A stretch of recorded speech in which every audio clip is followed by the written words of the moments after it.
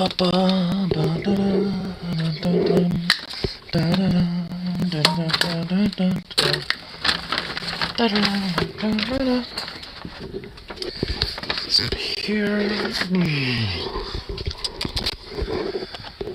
And we're back after the while. Yeah, Shimona.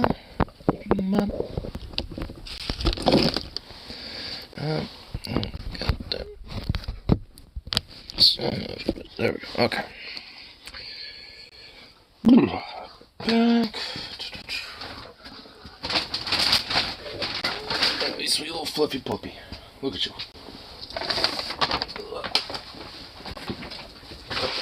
Come on.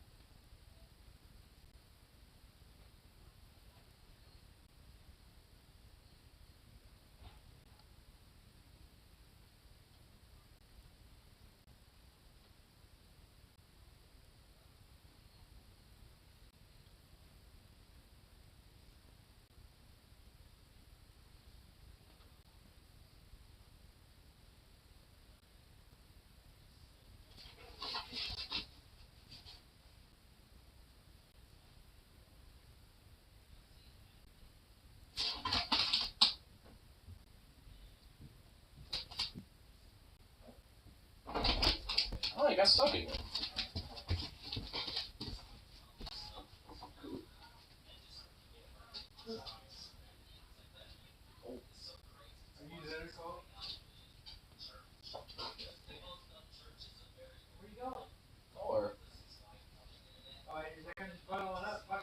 Yeah, that's exactly. It's like, bundle me up, goddamn. Bundle me up, I need to get layered down. Gotta get myself bundled up, layered up. Oh,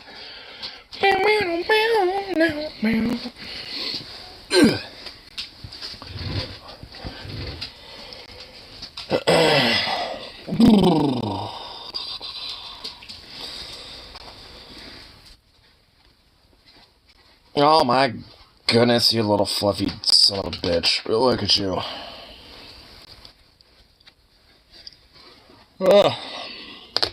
Oh my goodness, look at you.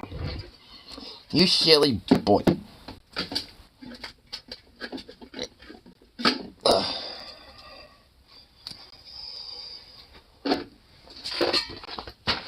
Oh fucking god, gee, hey! Fucking Christ alive. Yes, hold on. Oh my lord, hey, Paul. Oh my god. You silly boy, oh my goodness. Hey. No, stop with the pause. Patience, stay. Patience. Patient boy. Good boy. Patient. Patience. More Bob. There you go. Oh my god. You goober.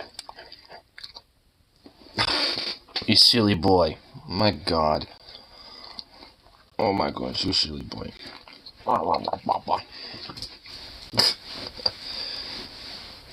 Hey, what's going on there?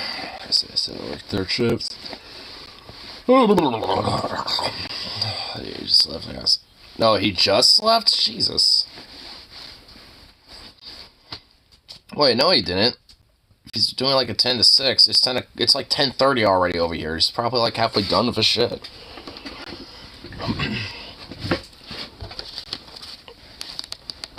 I'm looking at a coffee and I don't know why I'm thinking about opening it. I do not know what's compelling me in my head to do that.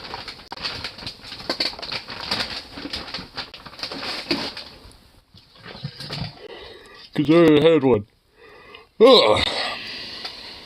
Jesus. Actually, today at work was a little bit of a surprise, honestly, because I actually kind of got a chance to get oriented before a rep, because I've had it for a few months, but we actually haven't got a legitimately, like a chance to like orient and like kind of like, like sit down, chit chat and shit.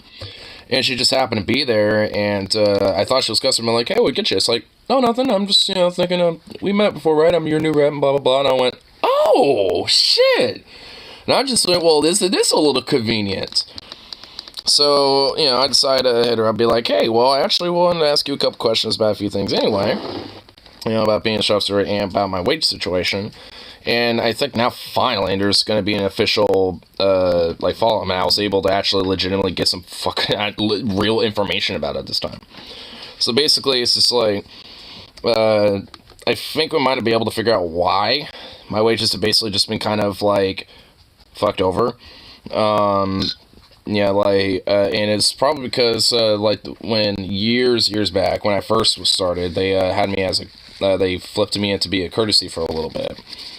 And I think because of that, they switched my overall actual job position as that. And when I was switched back over to Delhi, they didn't switch the actual wage part of everything back. They kept me to courtesy clerk set wages instead.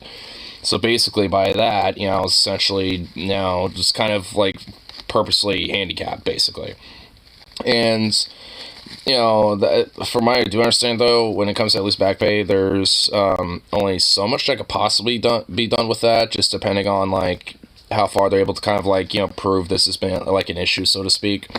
But either way, there is at least also a nice confident ability of being hey, there could be a possibility at getting some back pay as well, on top of at least getting it finally fucking fixed.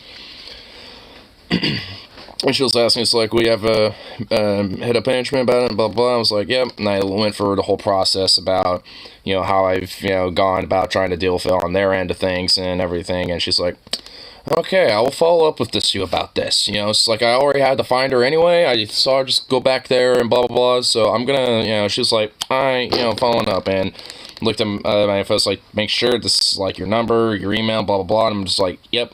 And I told her, phone number is the most immediately accessible, and if I don't call back right away, that's my mobile number, so you can text me too.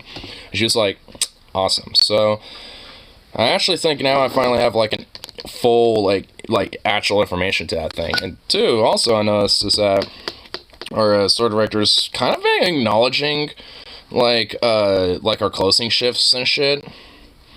And basically all in all, she's been saying it's hey, our closing shifts, been looking good over here. Everything's actually been looking nice. Things are starting to be a little bit more clean and tidied up. And she went back in our little office corner. She's like, oh wow, things are nice and empty in here. It used to be so cluttered. And it's our store director saying these things. I'm just wow, a store director acknowledging their employees' work. Wow, it actually kind of made me feel good today a little bit. It's not the first time she's done that, so I was generally kind of alright, she actually does kind of seem like she has somewhat of a gumption about, kind of, looking out a little bit, even if it's kind of a veneer, I mean, at least there's just kind of a sense of hey, I'm still at least trying to kind of, check up on you guys, type of vibe, and at least I like that, it's there seems there's more of a structure again, almost. And it kind of finally seems there's a little bit of outcomes, to a lot of problems now, when for a long time it just looked like there was nothing, really. It was just a bunch of chickens with their heads cut off. Well, at this point it looks there is some sort of a structural system now. I mean, a lot of it's, very corporatized, but also a lot of it is actually, like, genuinely, like, things that are needed, that need to kind of help keep things functional.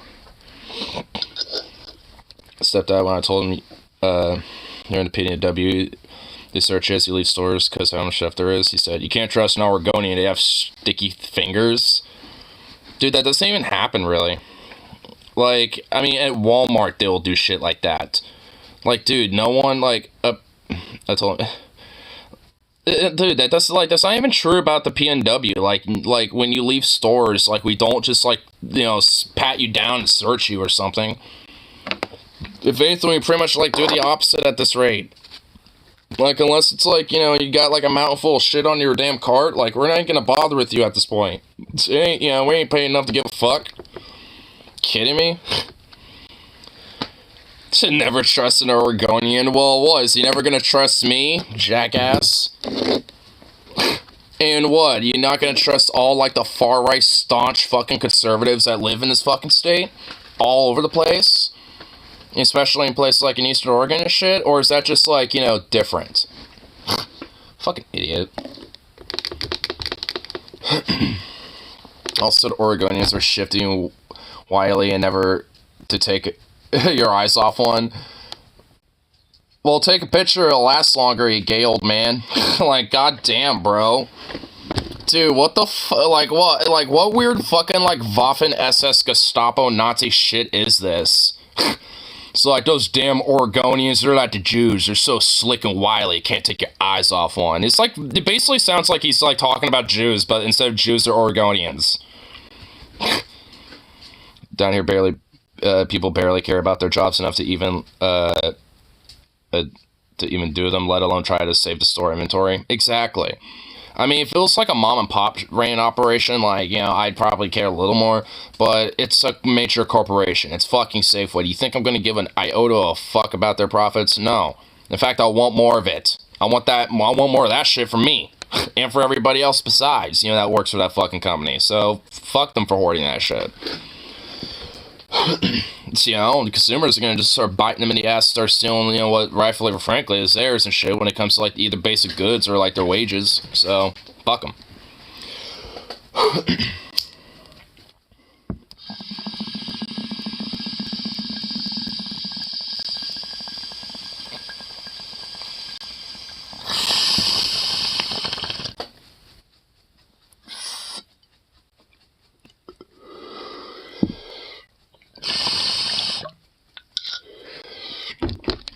He says maybe if a generation was so entitled, there wouldn't be so much theft. You're goddamn right we're entitled.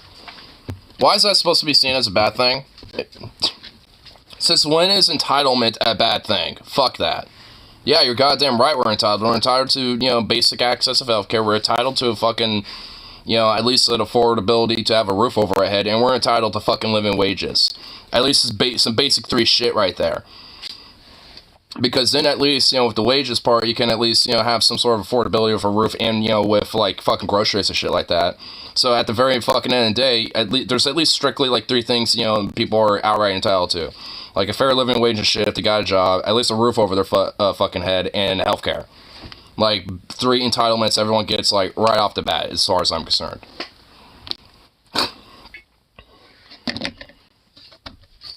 Tile nothing but dirt. Then he should go outside and start eating dirt. He should start making a mud cabin. Nobody owes anything, he says. Well, nobody owes him nothing either. What, he thinks the VA is supposed to, like, owe him shit as, being a veteran of this fucking country, and also he thinks his country owes him. He also thinks, minorities, owe him shit. So he's just a fucking hypocritical fucking piece of goddamn shit. He's a parasite. He wants to, like, have, everybody do shit for him because he thinks everybody owes to him, but, no, can't have it the other way, though.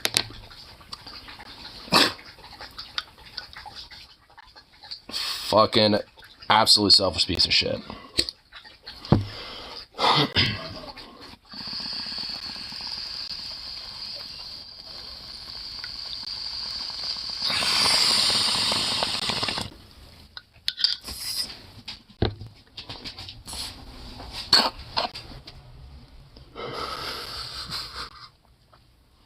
What? You fucking kidding me? He wrote, I'm the Moses of this family. No, you're not. Oh my god, dude. Jesus fuck. Dude, he's like prepping himself to be a pastor so hard. You know that will be a sermon if he ever had one. I'm not kidding at all, Lamau. Dude, you know that's gonna be a sermon of his, god damn it. He's gonna go out there, fucking be a pastor. He's gonna have a sermon about, I was the Moses who was exiled from Egypt, that was my family. So he's gonna do some bullshit like that. Oh my god, dude. Oh, dude, he's gonna just like, wow. Wrote that his divorce is God preparing him for a higher purpose. What the he's just fucking deranged, dude. And also, I thought divorce was, like, a sin.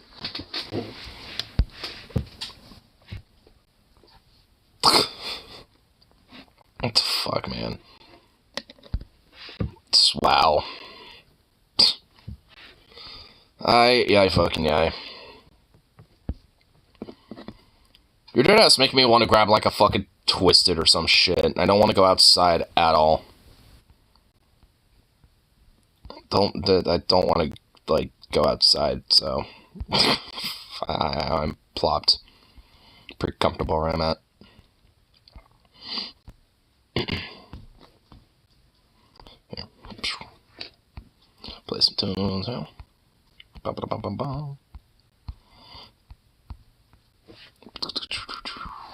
Make sure it's not, like, eerie loud.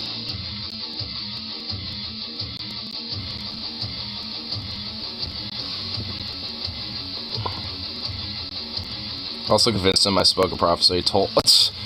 Wow, what, really? You're gonna keep adding to it? Told him for weeks I've been having this voice in my head saying, whatever you do next, you will be happy. What, for like your shit or for him? Or I guess for both. Either way.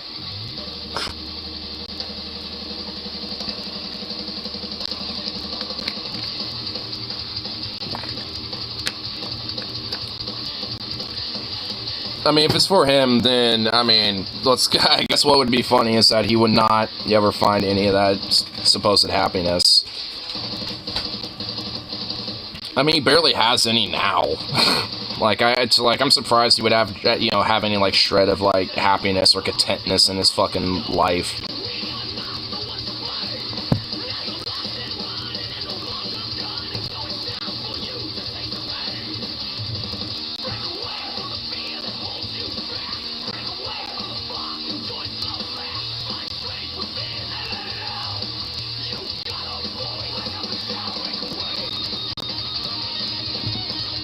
She looked right at you and smiled, saying, I think you're right, boy.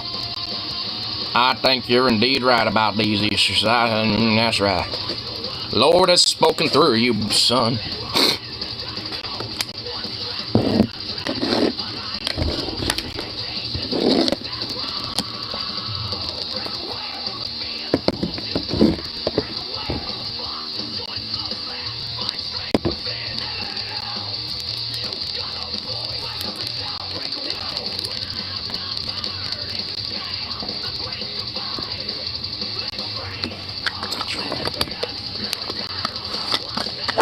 Hey!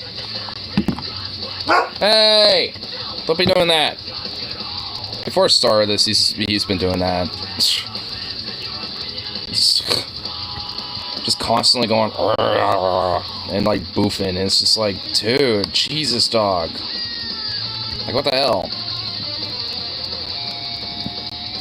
I try to warn you about Arizona. You won't like it there in summer, as opposed to Alabama, where it's more humid and more miserable. Like, god damn, give me a fucking break, bro.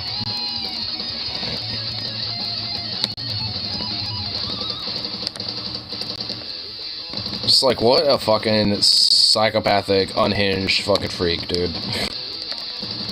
Like, truly, just like straight up an unhinged fucking, just deranged, just lost schizophrenic freakazoid. Like, that's just sexually, it's like all that, you know, could be left to be said about him.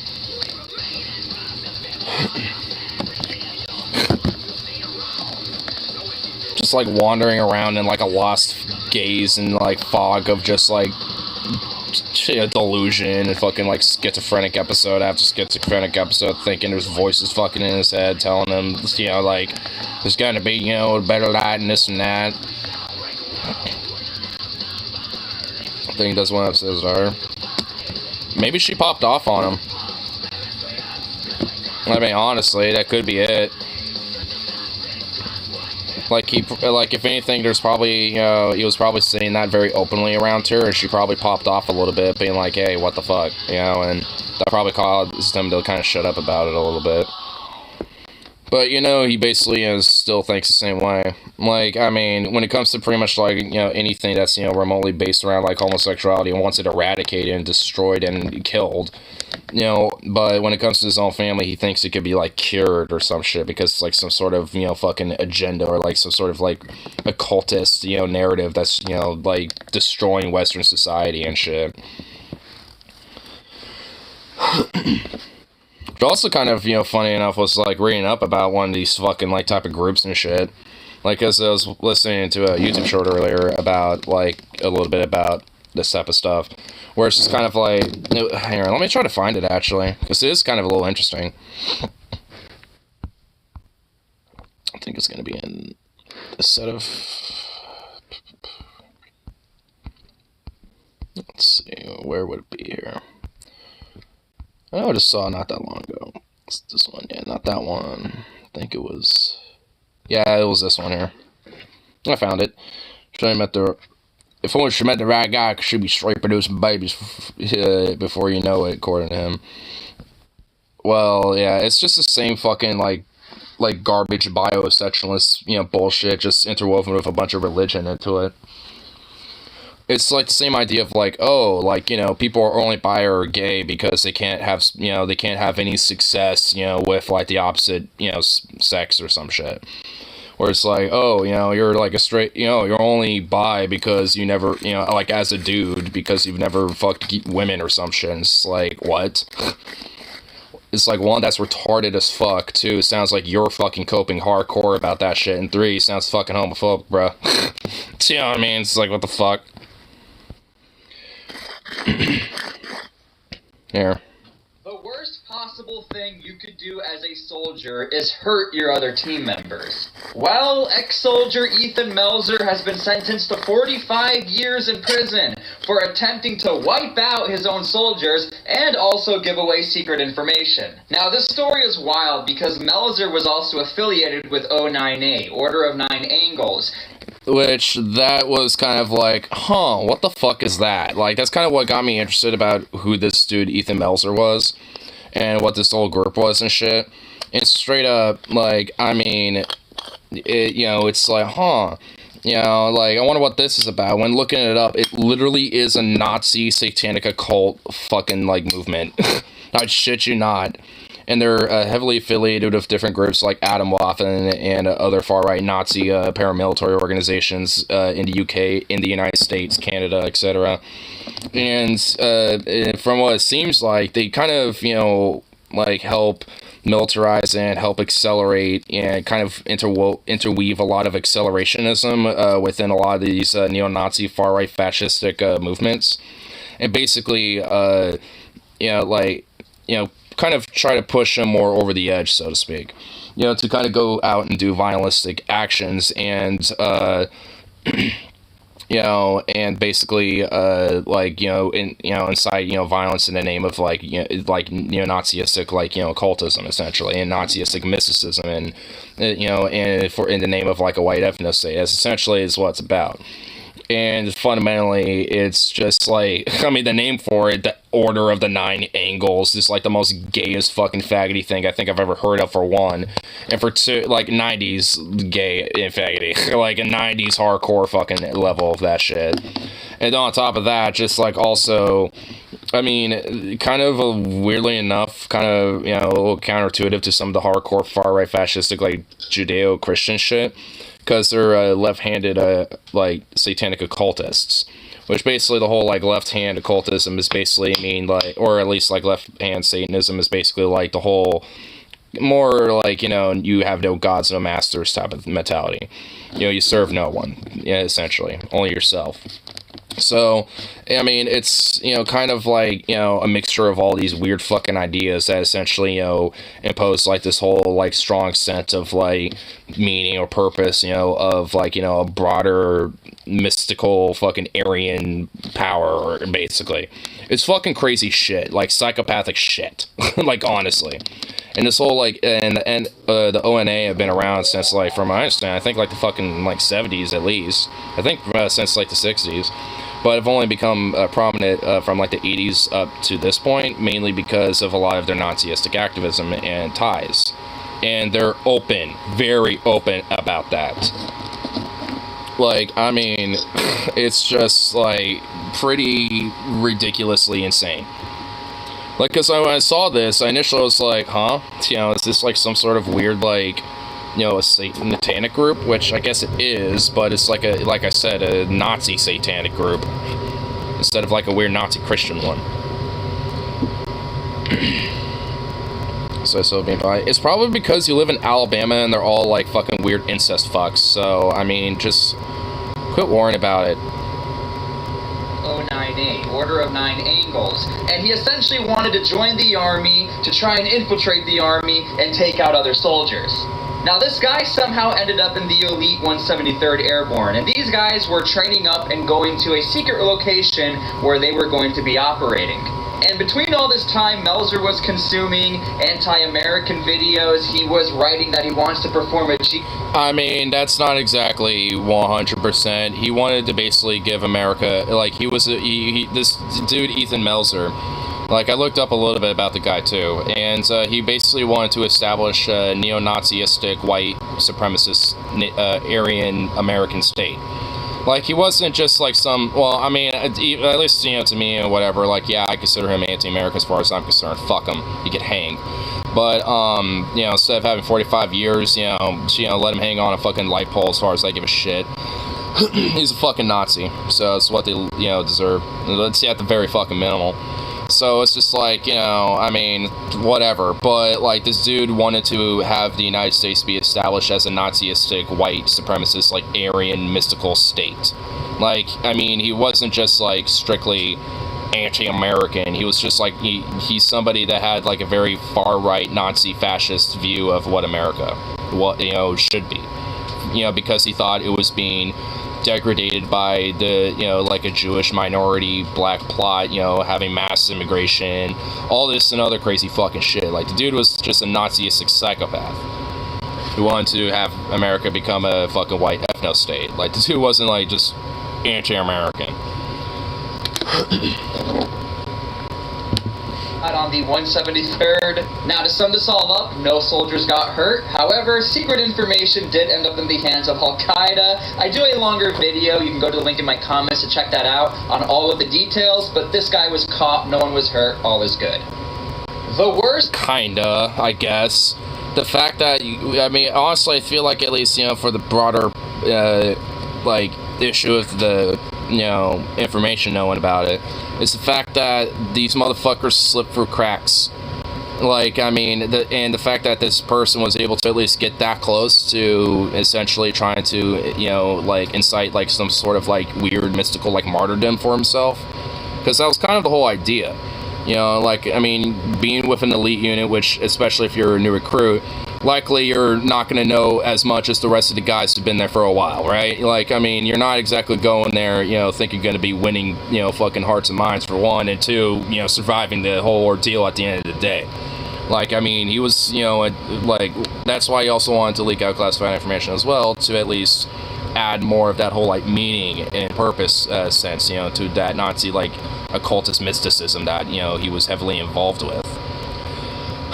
Which, you know, like I said, kind of goes back to the whole, like, the ONA, or, like, the O9A, you know, with the Order of Nine Angles and shit, because, like, they seem like the, you know, far-right, like, Nazi org that, you know, on the surface is, like, a lot more under the radar because, you know, they interweave themselves in other paramilitary fascist groups to essentially do mass accelerationism of a lot of their paramilitary activities. And that includes infiltrating the U.S. military, doing attacks on, you know, domestic, you know, infrastructure and shit, like power grids, stuff like that. You know, mass intimidation and the populace and shit. You know, just, yeah, and really, frankly, just, you know, standard fascist tactics, but enabling them and, you know, and using a lot of their, like, broader mystical, like, you know, fear-mongering and shit, you know, to essentially incite them to, you know, radicalize and accelerate further into that type of violence. Which would probably also explain a little bit about, like, the widespread, you know, use of violence incitement, let alone just, like, the actual actions that are being enacted, you know, due to these type of causes.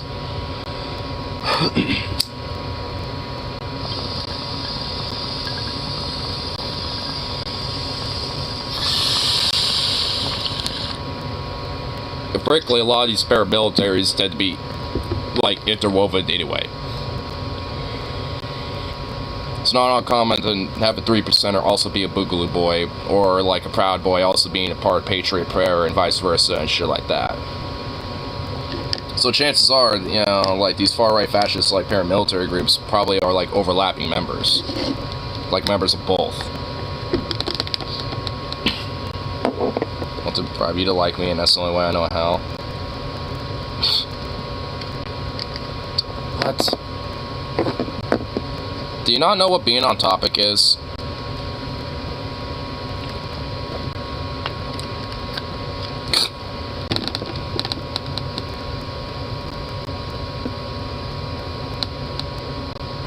Talk about, like, broad commentaries of threat of fascism in this country and shit, and you're just like, you know, love you, it's like, what?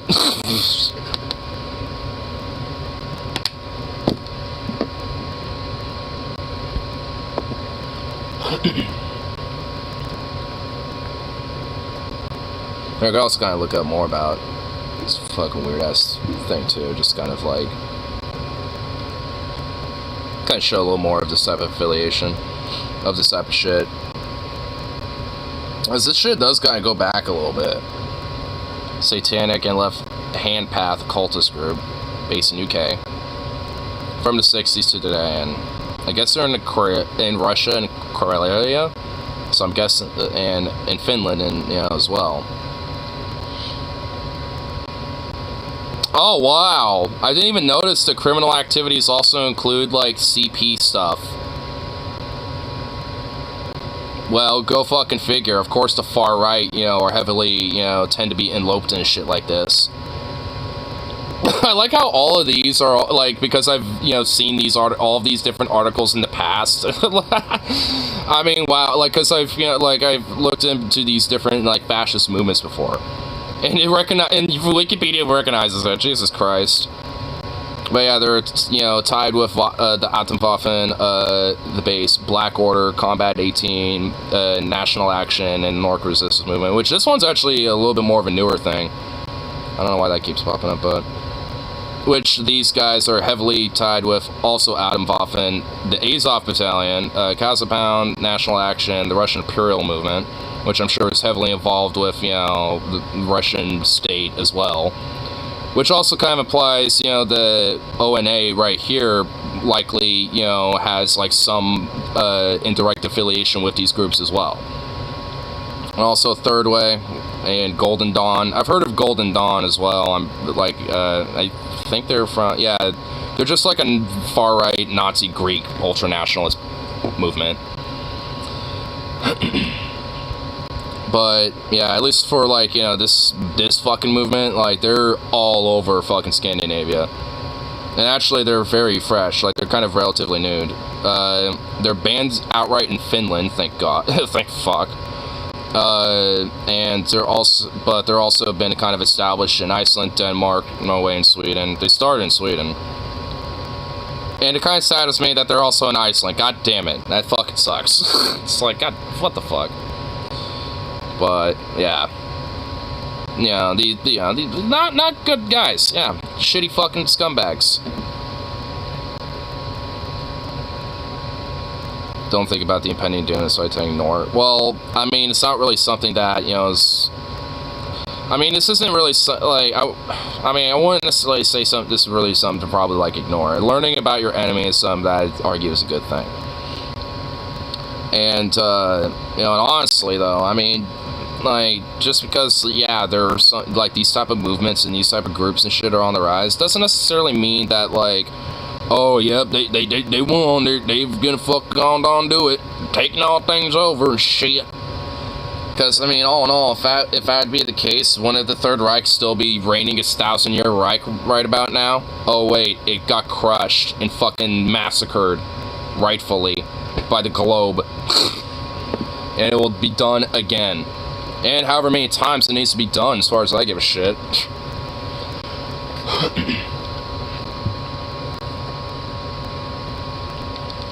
I mean, frankly, considering, like, the backwards, like, insane, crazy, weird shit that these kind of fucking people, you know, like, believe in anyway, I mean, it's just like, you really think, like neo-Nazistic satanic occultism is really gonna be, like, predominant in society? Like, are you kidding me?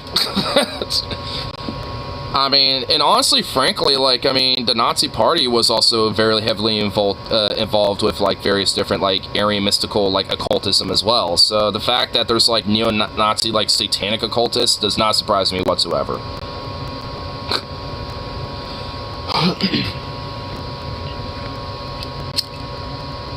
Again, most gayest name of, like, any of these far-right movements. Order of the Nine Angles. So fucking dumb. At least Atomwaffen sounds like an actual, like, military group or something.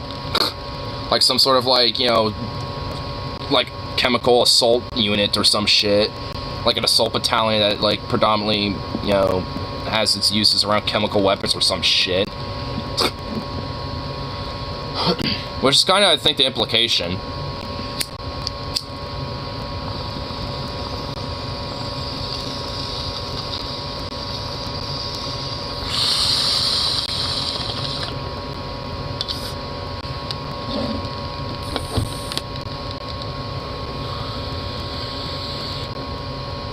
The R's versus the party eyeballs do a job at Joe Biden is Democratic Party Lamau.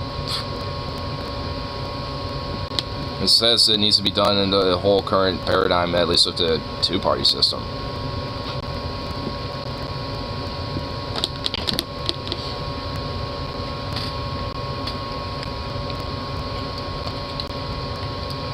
I mean, if anything, the two-party system's kind of enabled some of its fucking creation.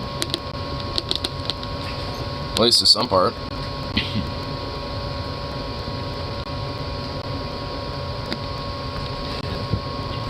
Oops.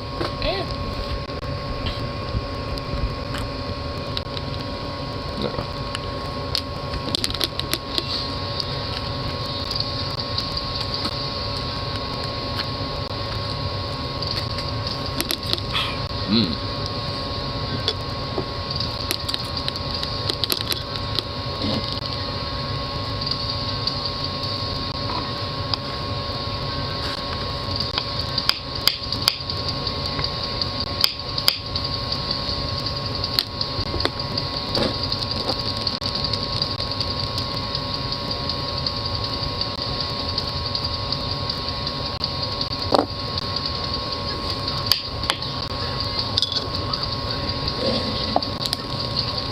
People have thorough right beliefs, whether religious or political, to every day. What, just on the virtue of having them? Or actually, like, you know, like, trying to push that down people's throats, so to speak, like, in a sense of, you know, like, actively trying to, like, incite their beliefs. Because just on the virtue that they believe in that shit, no. But if there's somebody who's willing to, like, basically kind of, like, take it to the sword, so to speak, and, like, go out of their way to, like, fight for that type of ideal of, you know, like, in the streets, in a sense, then, I mean, that needs to be fought back against. Doesn't necessarily mean dying, though. But if there are, groups, of those type of people that want to, like, take it to the fucking gun, then, I mean, you gotta meet that with equal force.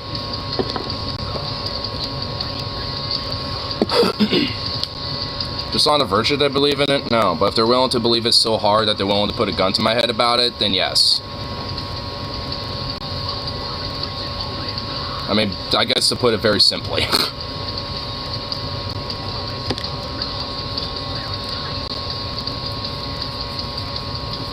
Because at least on the virtue, like, of my beliefs, I ain't gonna, like, put, no damn gun over someone's head over the fact that, like, you need to believe in, like, labor and lefty views. Now! It's like, I mean, I just want to convince them of such. And just be like, hey, these are better ideas. It's like, and here's, like, a pathway towards, these kind of better ideas. Or at least, kind of a general way, to get to said ideas. And, if they don't necessarily agree, then hash it out.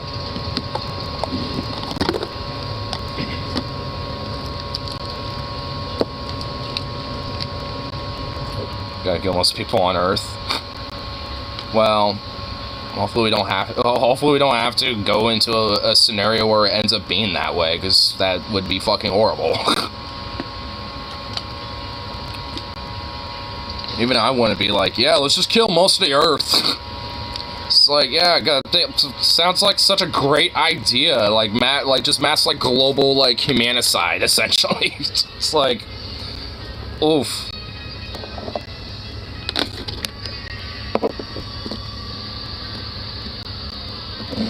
It's the best way to purge a planet. No, what?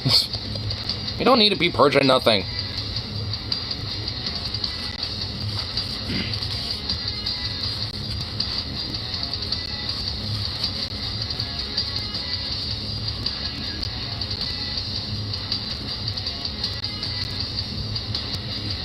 You're just gonna kill just Western European alt-rights?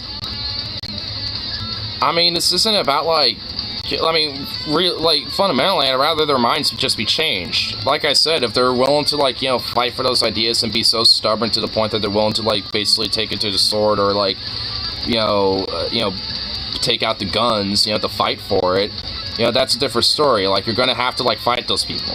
But, like, when it comes to people, like, and I argue I'd say it's the majority of people, it's just like, there are a lot of ways where they're either, like, just fell down the wrong path or very fucking ignorant and just weren't properly educated or had very bad personal experiences in their lives, whatever fucking reasons, have just kind of, been misguided and can be convinced otherwise, it's just like, but there are a lot of, elements of, these type of ideologies of, that our people are in that are just full on, like, paramilitary about it. And those ones I do see as a fucking threat. I mean, just the average Joe Schmo that's just like, these damn groomers, whatever, but it's like, they're probably just fucking stupid. And just listen to fucking, like, Lars Larson on the radio or fucking, like, boomer memes that occasionally gets spread around by, like, the Daily Wire or some shit. Chances are Uncle Fudd ain't gonna be doing much.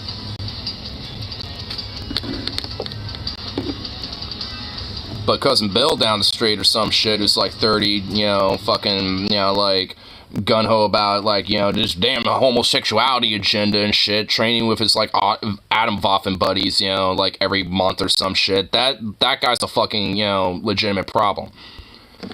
Or at least very likely can be. And it's like, could that person also be persuaded otherwise? Yeah, sure. But chances are, I mean, that shit's gonna get a lot more heated to the point, y'all gonna come blows. Would only half purge fascism? Huh? It's because I'm more about, like, changing people's minds away from fascism. Doesn't mean that, and, like, what? Doesn't mean that I don't want to purge the ideology, I mean, as, like, a mainstream idea. Huh?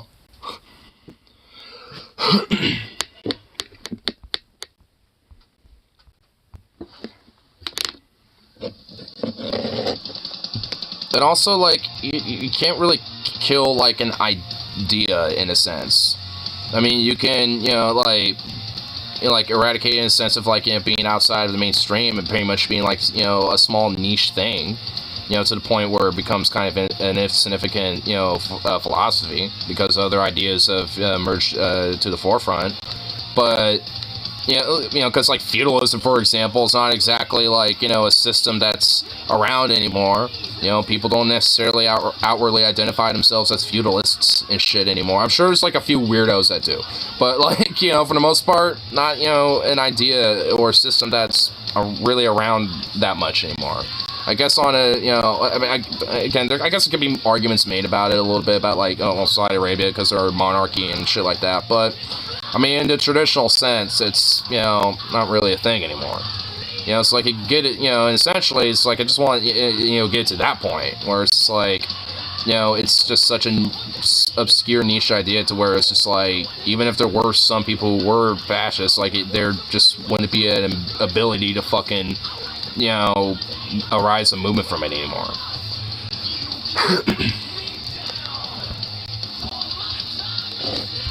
Because doing like a purge of those, like literally physically and just like, whacking people left or right that, call themselves fascist shit doesn't necessarily kill the idea. If anything, I mean, if we especially see the whole results of the whole war on terror that was done, if anything, it radicalizes people further. So, I mean, like, you can't really just like, eliminate fascism as an actual like threat towards at least Western society currently, by just like yeeting people. Like that's just, I mean, you're gonna probably get more people empathetic towards it, especially people that don't know what the fuck it is.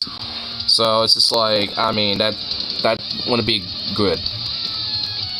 I mean, if there's like paramilitaries, attacking or, people and shit like that, and people fight back against them, I mean, that doesn't necessarily look as bad because you got like, you have an aggressor, people, paramilitaries attacking people, and then you got people defending themselves. I mean, most people are going to look at, the ones doing defense being like, yeah, they were attacked.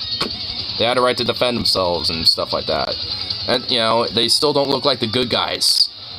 Especially if they're also doing, like, attacks on fucking substations and shit that have happened off and on. Not, as of recently and shit as well. I don't think it's happened, anytime, recently, but, like, months ago, like, earlier in this winter, it was going on. So it's just like, I mean, you think that's gonna make people be like, oh yeah, like, these fascist and far-right types have they got an idea going here with attacking substations while I sit here with no power in my house. It's just like, oh yeah, that's gonna win people over. That's winning hearts and minds. What substation where? It was in like, I remember it was like, in one of the Carolinas. It was like Morrill County, I think in, North Carolina, I believe. That was like earlier, I think back in like late November around. And then there was like another, attack, I think it was in like somewhere in southern Washington. And then there was a plot, of another one that was thwarted that was going to happen like somewhere in, Oregon as well. Like, so there was, like, a few coordinated, like, efforts, of these different, groups, trying to, like, shoot at substations and shit. I don't know if that was ever proven as terrorism, just speculation, though very possible. I think it's, like, speculative that it is, just because, like, it was seen that there was, like, masked figures with their, license plates covered up shooting at it. Like, I mean, I'm pretty sure, like, I mean, there's, like, some bullet holes and shit like that. So, I mean, to show that he was, like, shot up, and attacked in that way. I mean, it's just, like, I don't think, some random dork is just shooting at, like, random, like, power pylons and stuff, just by a substation, just at a quinkydink. It's like, I could see that on the side of a highway or something, along the outskirts of town and shit. But, I mean, not, like, near a substation, like, that's kind of in somewhat of a partially populated area. Like, that's kind of a more specifically kind of, like, targeted thing. I mean, from my understanding, there was, like, investigations that at least, kind of point, towards that type of thing. Was there a drag show nearby?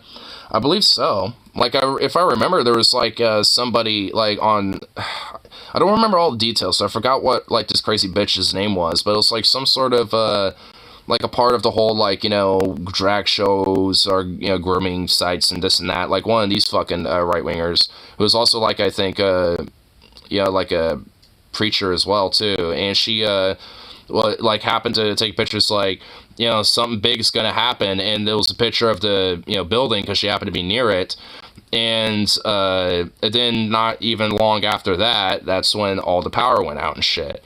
And she's like, this is God's judgment, you know, against, you know, the queers and drag queens and blah, blah, blah. Like, basically summarizing on that level. So it kind of implies that she kind of knew something was going to happen. That happened. And now she's saying it was judgment. It's just like kind of implying that there was some sort of an organized thing, and she was being kind of stupid, implying something, and then something happened, thus giving a strong suspicion of like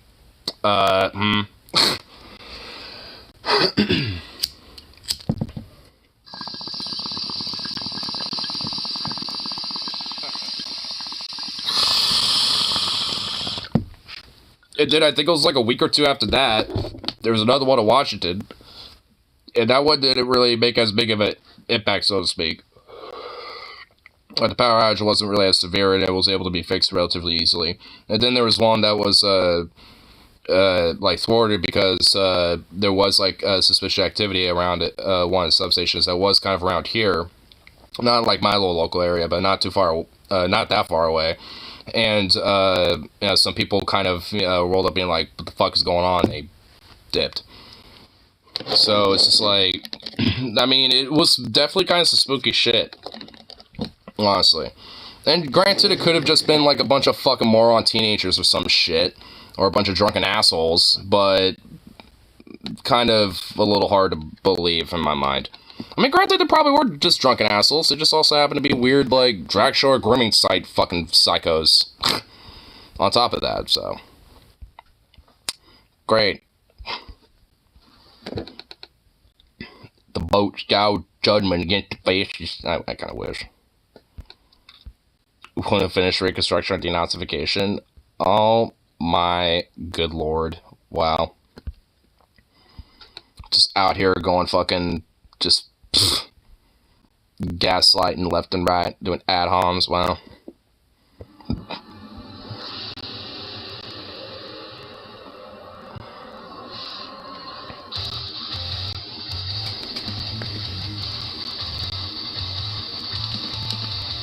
It needs up on let's try to take power again. Well, when it comes to like actual like political power, yeah, like they need to be like stomped away from having like actual political power, because that's how they gain a lot of influence and actually, you know, garner abilities to enact a lot of the shit that they want to do, whether local or state or federal level. So, I mean, but yeah, I don't got any problems with that.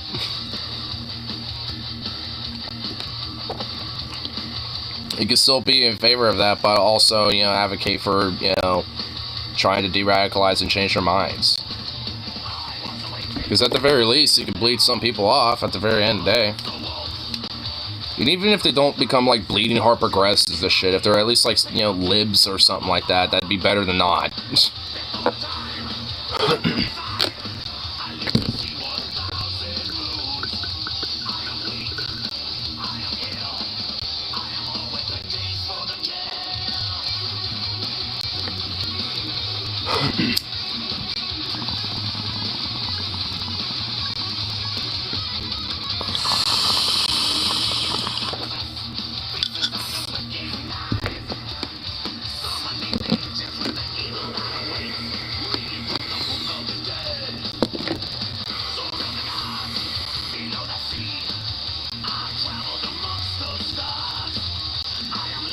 We should be done with it. Man, now's the time to get ready for shit to hit the fan.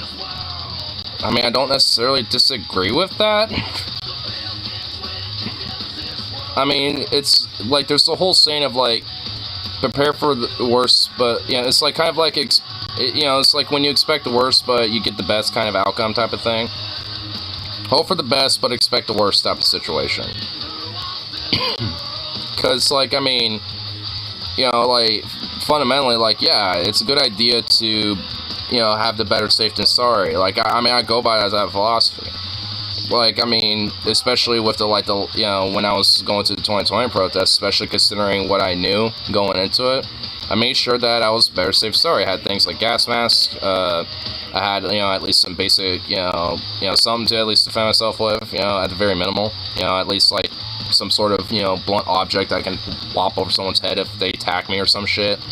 Just, and, just some decent light running shoes, some, that's at least, nice and, like, warm, because obviously chances are I'm either going to be taking a bus or walking home for a long time in the middle of the fucking night.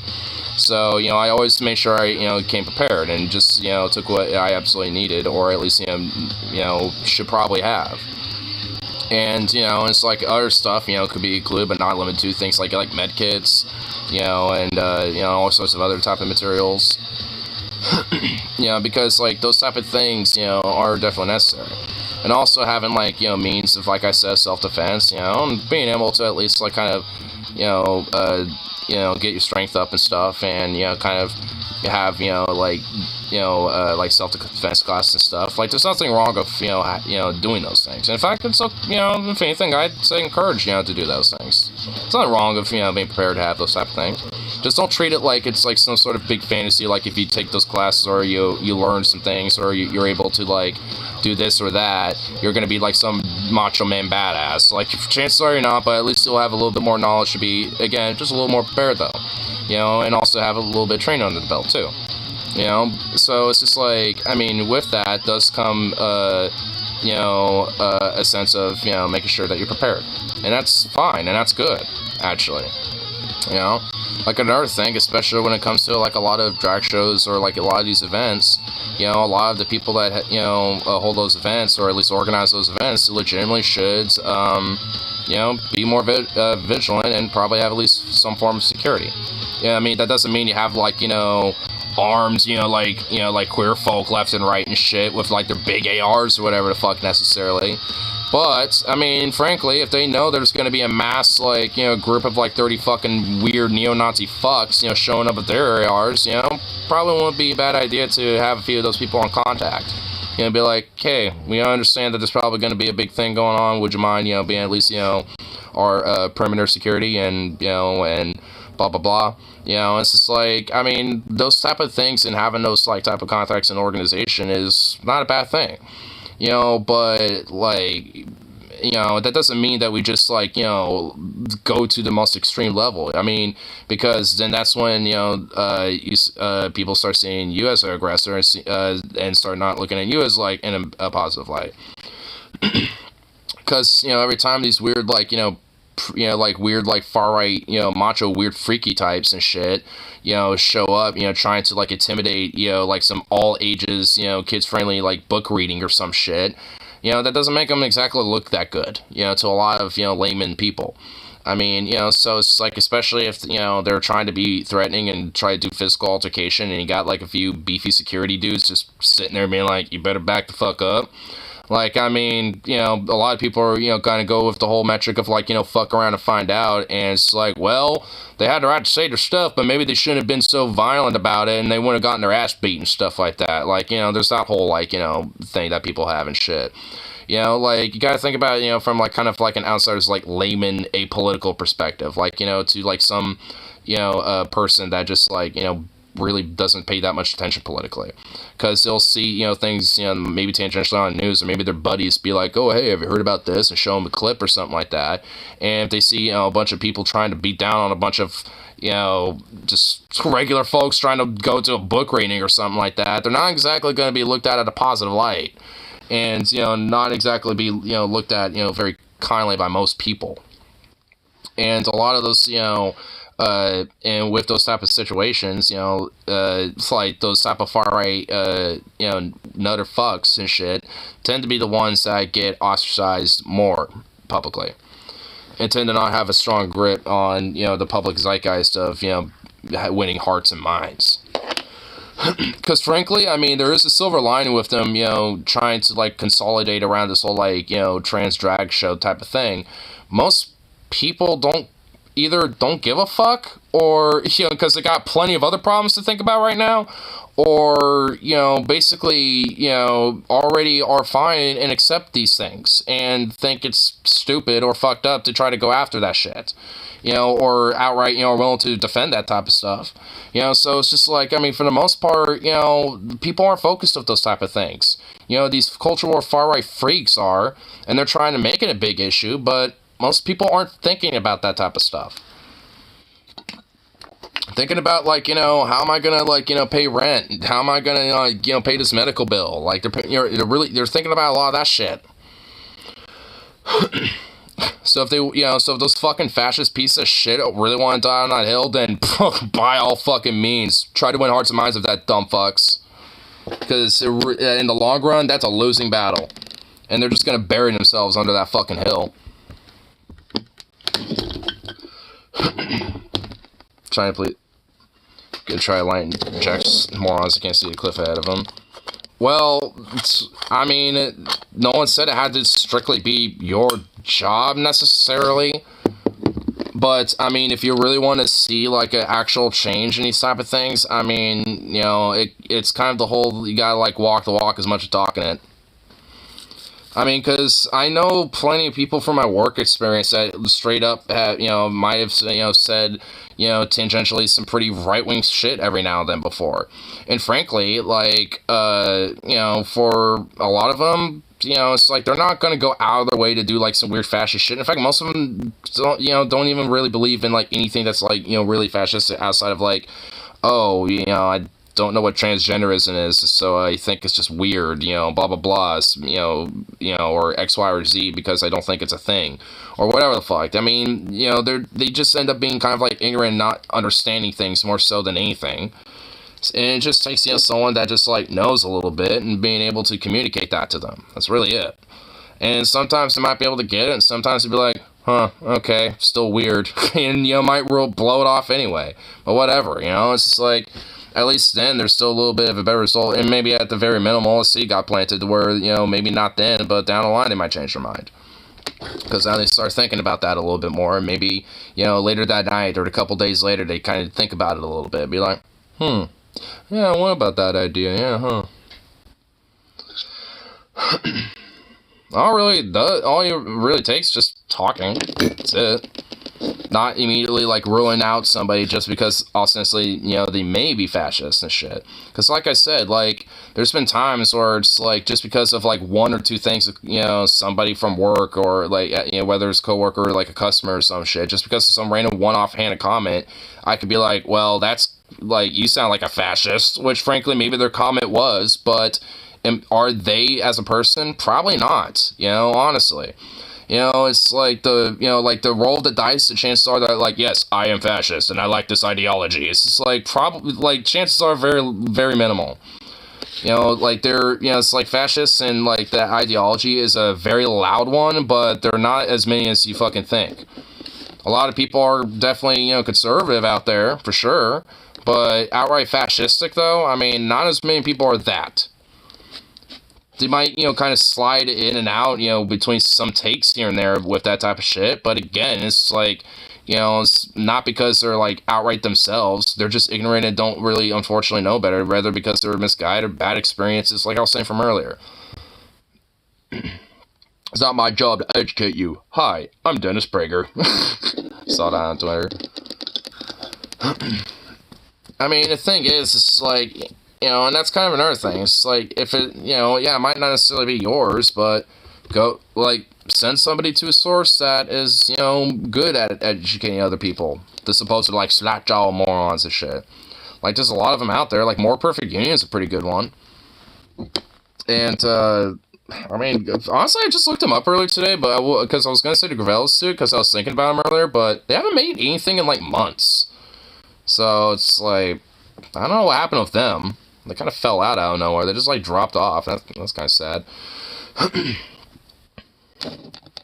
No matter, education could have saved you. I kind of find that to be a little bullshit. I mean, because, like, so what if they didn't really have that much of an education? Like, what if someone's like, what if someone's parents, like, basically were PragerU Luddites and shit, and basically just fed PragerU kids to them most of their life and shit? I mean, you really think that they're just gonna be like, oh, no, they're unsavable?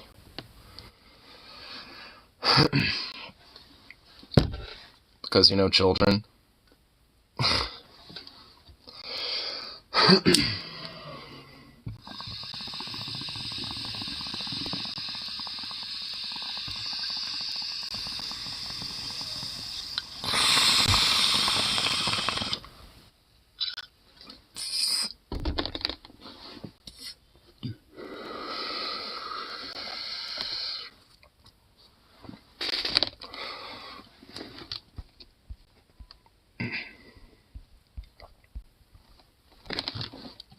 Okay.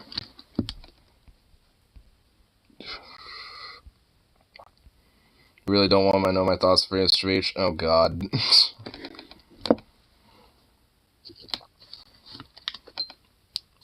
Oh boy.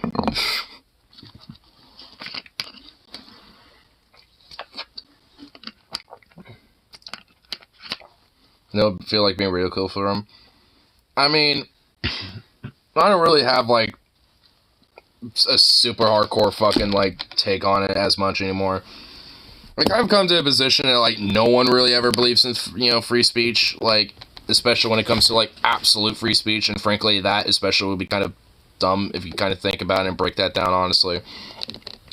Because if you have like absolute free speech and literally just let anything go, that would be a little over the top, because then you can basically just like do anything from like literally outright death threat incitements and shit, and no one would be able to necessarily take them seriously, because they could just be like, oh, I'm just saying it, bro. Which frankly, yeah, sure, frankly, I mean, a lot of people still do. Like, fuck, I mean, like, there's been plenty of times I've seen like, like the DFF, podcast, like I've seen like all three of them on one level like have to censor themselves because what they're doing, wink.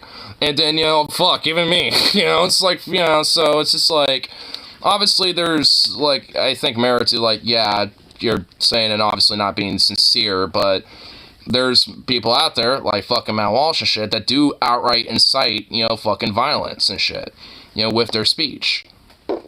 And frankly, it's like, for, a functional society and stuff, especially when it comes to someone with, to such a platform like that, is that really something that should just be like, oh, should just let it be around? Because frankly, no.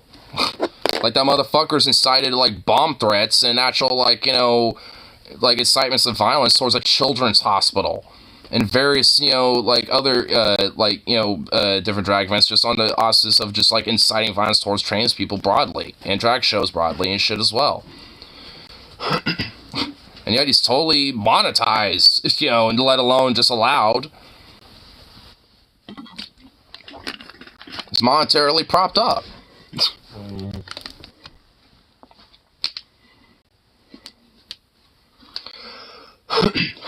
I mean, so it's just like, it's really more about like, where, you draw the, the sand when it comes to that type of stuff, I think, because there is an element of like, yeah, I mean, obviously when it comes to just like having, political back and forths, or having shock humor, or like, being somewhat offensive or whatever the fuck, being like, oh, you don't, or whatever the fuck. I mean, it's just like, I mean, yeah, as far as I'm concerned, that's fine. It's like when it comes to these things like incitement of fucking violence and shit, when it comes to like, even just harassment, because harassment doesn't necessarily have to be like physical encounters. It could just literally be like, verbally harass someone, be like, buzz, buzz, buzz, just like annoying someone with a bunch of noise and shit, just by like verbally just, annoying them basically. So it's like, that, can be, like something that can be like a fucking issue or some shit. Like, there's a lot of various, limits, that, can, be understandable in a sense. Now, for me, it's just like, for the most part, like I said, when it comes to things like being edgy, shock humor, all this type of stuff, having especially very, impassioned, like strong political positions and shit, it's fine. It's like I said, from earlier about the whole fascist thing. It's like, I'd rather be, trying to de-radicalize them and have a back and forth with them first, and actually have, a conversation. But like I said, if they're a motherfucker that at the end of that conversation they still ain't gonna budge, if anything, knowing the ideas that they know of me, put a gun to my head and shit, then yeah, we're gonna go with blows. But if they leave that conversation, whether their mind has changed or not, just leaving the conversation and leaving it at that, fuck it, whatever. It's like, as long as they're not trying to harm me or get at other people or anything else, whatever. Let them have a take. Just challenge it and actually, try to, go in there to change a heart and mind a little bit. And yeah, at the end of the day, you might not be able to do it, but whatever. It's not necessarily just on you, so to speak. It's like, it's really just like on anybody who wants to see, the idea, or at least their ideas, to be more on the forefront of things, or at the very least, see an idea not be as prominent. Like, at the very minimal, I'd like to make sure that people, or at least try to ensure people are de-radicalized from fascism and are turned away from that idea. Whether or not they believe my ideas, I don't really care. Just don't be fascist, get away from those ideas. I'm fine with that. I'm okay with that type of shit. And there's plenty of people out there, honestly, there's, some people that are, progressive, like, breadtooth types, like Xander Hall and Hunter Avallone, that came from, that alt, or, that, far-right path, but have de-radicalized now. And to different degrees. Like, Xander Hall's a little bit more to the left, but, Hunter Avallone's kind of like a lib, for the most part. But whatever, it's like, at the end of the day, they both de-radicalized and turned away from, a path that could have led them towards more fascistic beliefs. So it's just like, it's possible. There's a lot of examples out there. There's, contemporary and historically. And, and there's even, been people who were, Nazis and shit that later down the line realized, yeah, what I was believing was fucked up. Yeah, I, rebuke these ideas now. I eschew them. So it's like, it's possible, but you actually have to go in there to try to change your heart and mind. But like I said, at the end of the day, if they're going to be like, over my dead white body, or whatever the fuck, then yeah, you're probably going to have to fight the dude. But either way, like I said, I mean, it's less likely to have those type of people, it means that you have to kind of try to talk to people. You get those people more likely if you just go at them aggressively and just go at there with an offensive approach right off the bat. At that point, then most of them are going to be like, oh, my over white body, most of them are going to be like, oh, that type of shit. So it's like, I'd rather have less of those types than more of them, even if there's very small demographic of fucking ideological dipshits,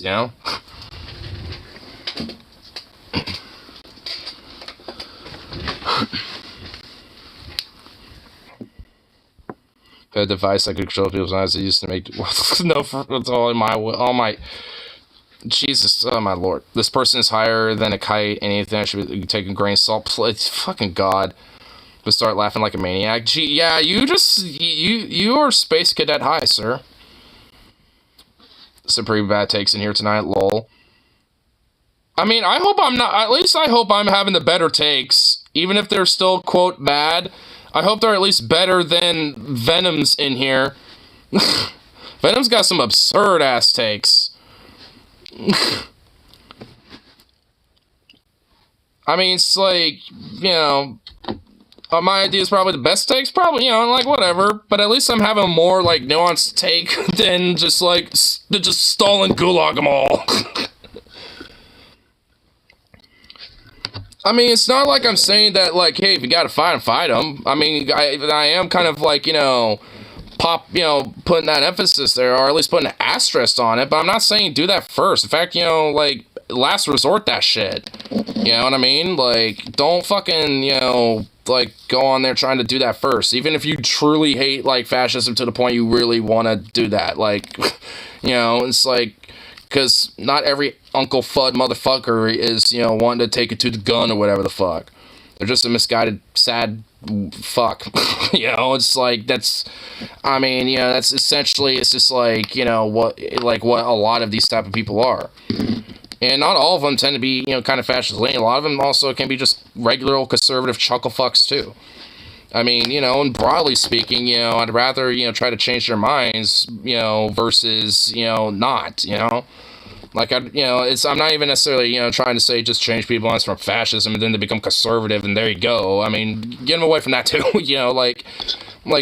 at least on a more, lesser level, like conservatism, but especially on at least on, priority, level-wise. But at least, it's like, kind of, de-radicalizing or changing people's minds from those ideas is better than not. Because, yeah, you're going to get, edgelings of people that are going to be, over my dead body over these ideas and, and their worldviews and shit. But you're less likely going to have that unless you, if you don't talk to them,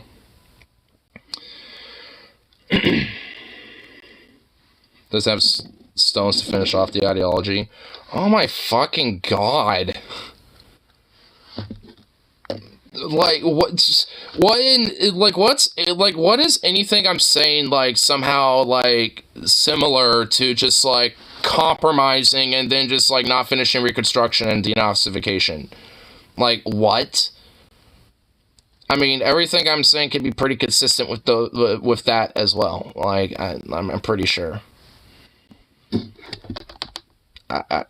What?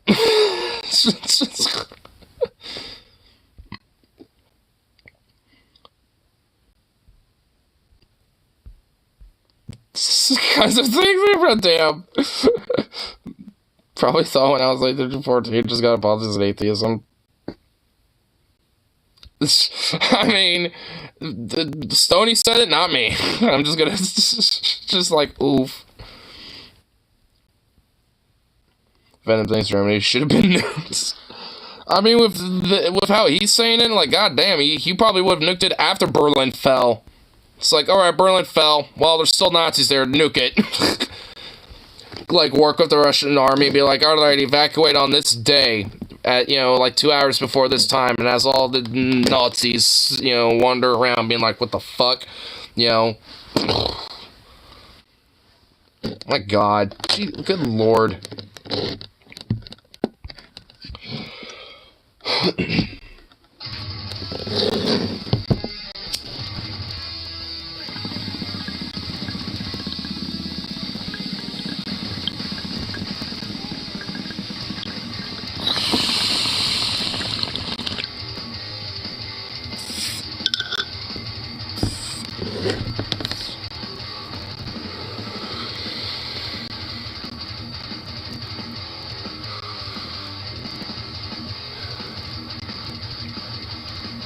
Germans finished off when we needed to requisition all the scientists.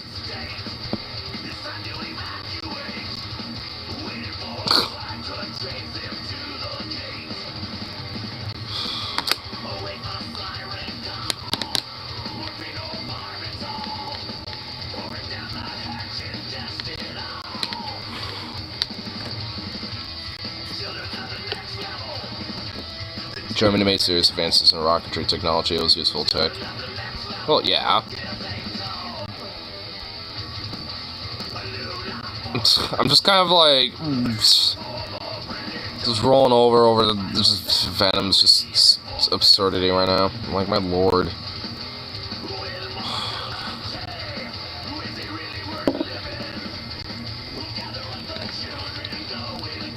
It's I'm not even, it's all I got is just this Stone-a-ronies going on here.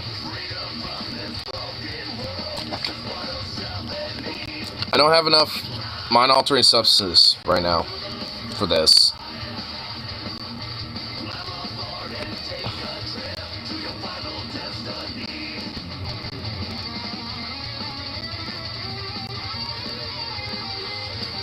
Oh my god. B-2 rocket was the first effective modern rocket-powered cruise missile, and not jet-powered like the V-1. I know. I've seen a capture one at the Evergreen Space Museum. It's all repainted. I think it has some yellow coat on it now, but it looks like one that was captured and eventually decommissioned, and it's actually pretty I mean, for what it is, like, I mean, like, it's kind of small, honestly, if you compare it to, like, rockets now. Like, it's, like, I was actually kind of surprised by it. I was looking, I was like, because I think it's hanging from the ceiling, and I was kind of like, I mean, it was big. I mean, I was pretty impressed by the size. I was like, wow, you know, but at the same time, I'm just like, I mean, compared to, like, all these rockets now, I'm just like, holy fuck, that thing is honestly kind of small. You know, and honestly, I was just kind of like, damn. I was legit impressed, you know, with that, just with the size perspectives of it.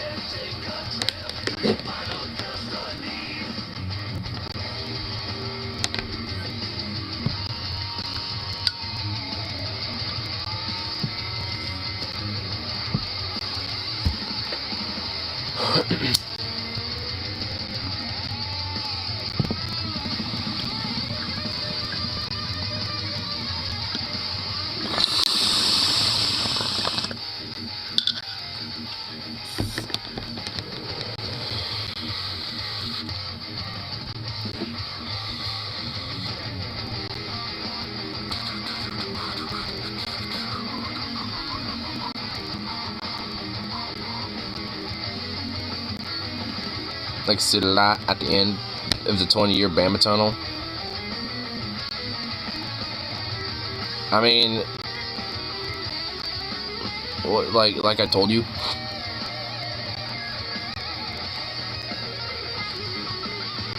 First thing you do when you see a cannabis store. I honestly don't blame you. I mean, I probably am. Frankly, I was like, I know I was gonna have the same mindset. Frankly, I'm gonna like, all right.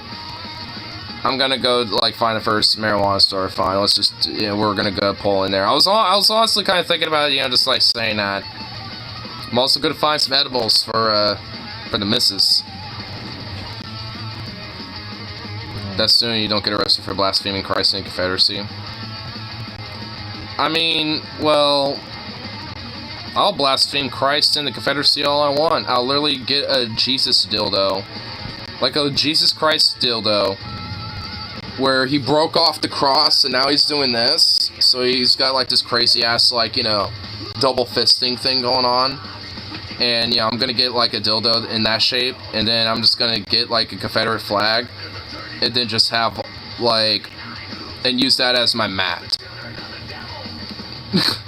Use it as a mat, so all like that, you know, so all, yeah, well, I don't want to get in details, but you know, all the, you know, remains, essentially, will just be left all over the Confederate flag. All over. And I plan on using every square inch of that flag, too. And desecrating every single fucking square inch of it.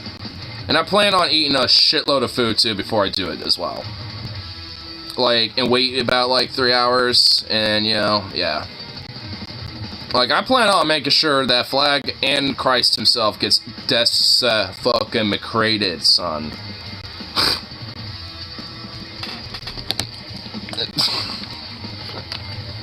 You know what? I guarantee you there's probably like a hub video exactly in that detail, honestly.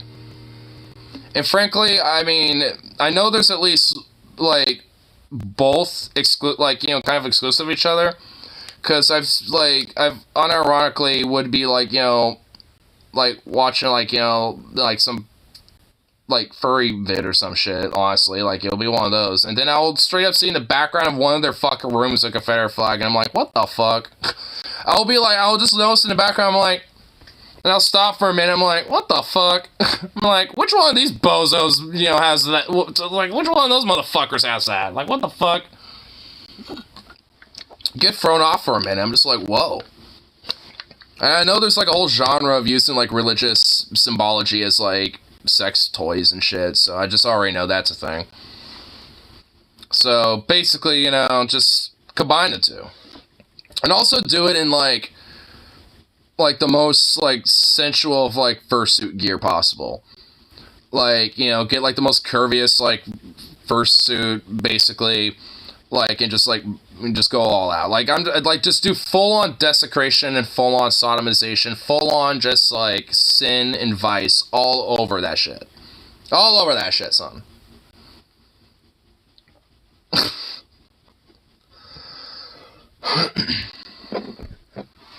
Force children to take pro. You probably can't tell their forget their rebel heritage.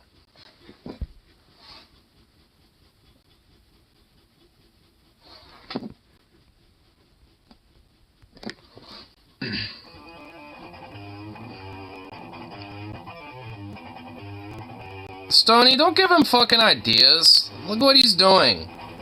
He's taking you seriously. Venom single-handedly might just make me go to Sevy's, and I really don't want to, because I don't want to go outside, because it's fucking cold.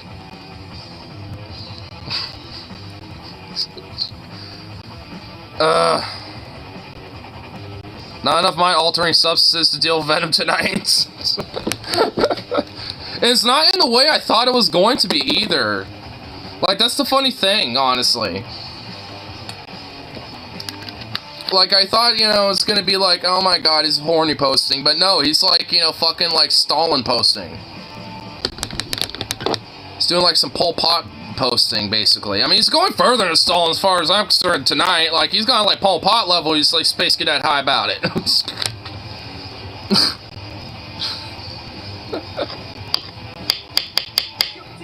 Even Ho Chi Minh would be like, goddamn, son. You know, fucking just like... You know, just like murks that shit, you know. Ho Chi Minh would come over there to, like, you know, set you straight.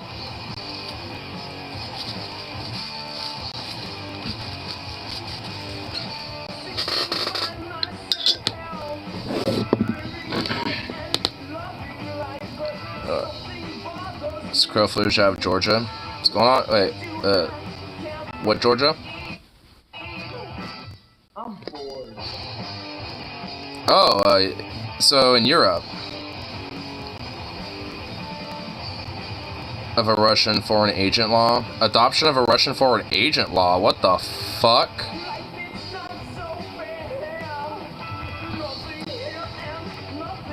Oh, so... It's trying to pass a censorship law that is based on a Russian law for foreign spies. Meanwhile, the actual citizens want to join the EU and NATO, not the Russian Federation. Okay, so basically, like, Georgia's adopted a very similar censorship policy that Russia has, and the people who are more aligned with, like, you know, kind of Western ideas and stuff are obviously very fucking pissed off about that. You know, there's, like, a Russian YouTuber named The Fuckers who, has been living in Georgia for, like, a year now. And honestly, like, his vlogs of Georgia, you know, it makes me realize that Georgia's a pretty beautiful place. Like, I'd love to go, you know, check it out someday. But, I mean, fuck, I mean, I'm kind of watching this as I'm just listening to the song, but, like, I mean, it's just like, goddamn, son. Oh, shit, there's, like, some old lady just walking, oh my god, these fucking, like, Estopian fucking SS Roman-looking fucks.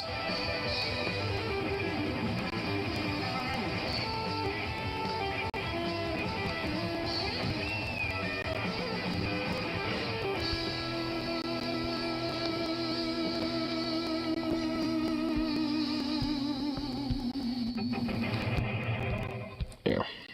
No.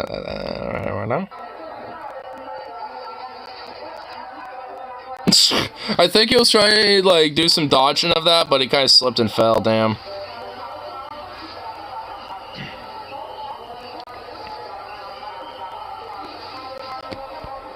Oops.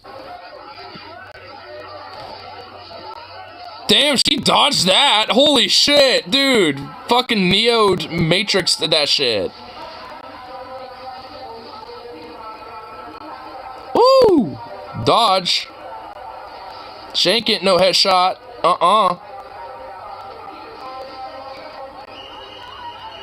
She's like, stop pulling me away! They keep trying to pull her back! Quit pulling her back! Why should we wave in the European flag? Because they want to kind of be a part of the EU. No, they're not trying to help her. Well, it looked like they were pulling her back. And she wanted to kind of be more up front. Like, she was trying to kind of push herself up a little bit. She wanted to kind of be forward. But I think they were telling her, like, don't do that, you will slip and fall here. And they kind of looked like they all kind of gathered around to help lift it up even higher. So they probably convinced her, you know, otherwise, you know, to be like, hey, you know, let's just all, yeah, see.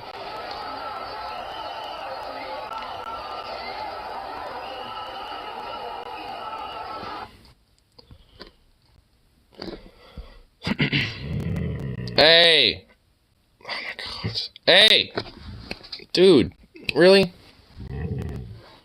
It's lots of place, nice people. Yeah, like I was saying, you know, like before I was checking it out, I'd really like to check it out and visit the place. Zukov! Stop.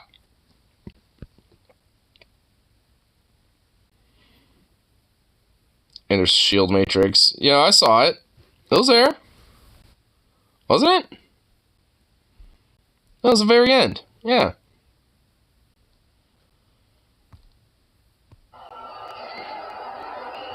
Yeah, we saw it.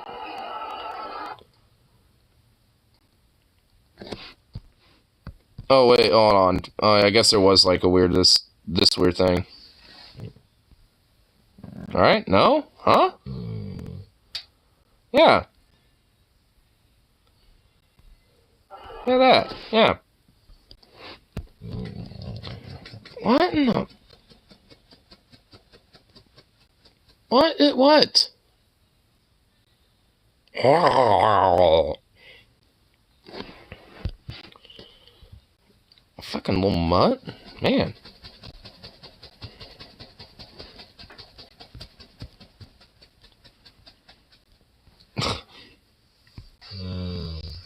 Oh.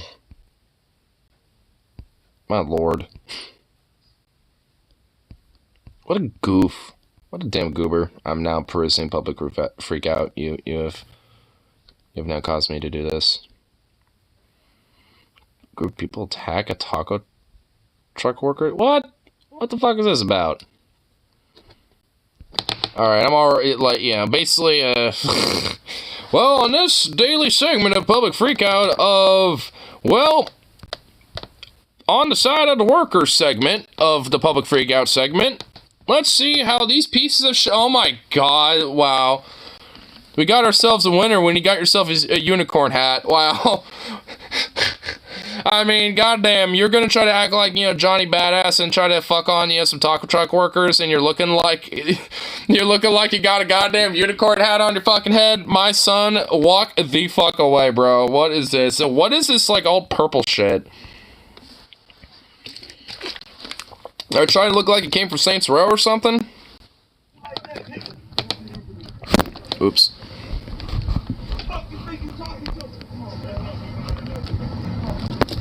I think I'm talking. Can I have some tacos while I'm sitting here with a unicorn hat on my head because I'm acting like a clown? And he was literally straight up just like, do you know who you talk to? It's just like, a clown? Because you look like one.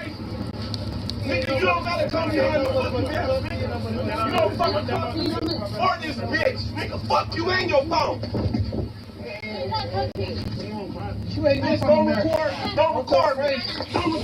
Oh my god, dude, this guy is like peak clown. Oh my god, is he not self-aware at all? He's wearing like some fucking like Macho Man glasses, a unicorn hat, and I don't even know, like, what the fuck, my dude? You are like the most insecure beta bitch I think I've ever seen. My lord. Like, first thing you do, you see someone's like, the garbage! And you start, like, lashing out at the phone. Like, oh my god, dude. What a goober. What a literal clown, bro.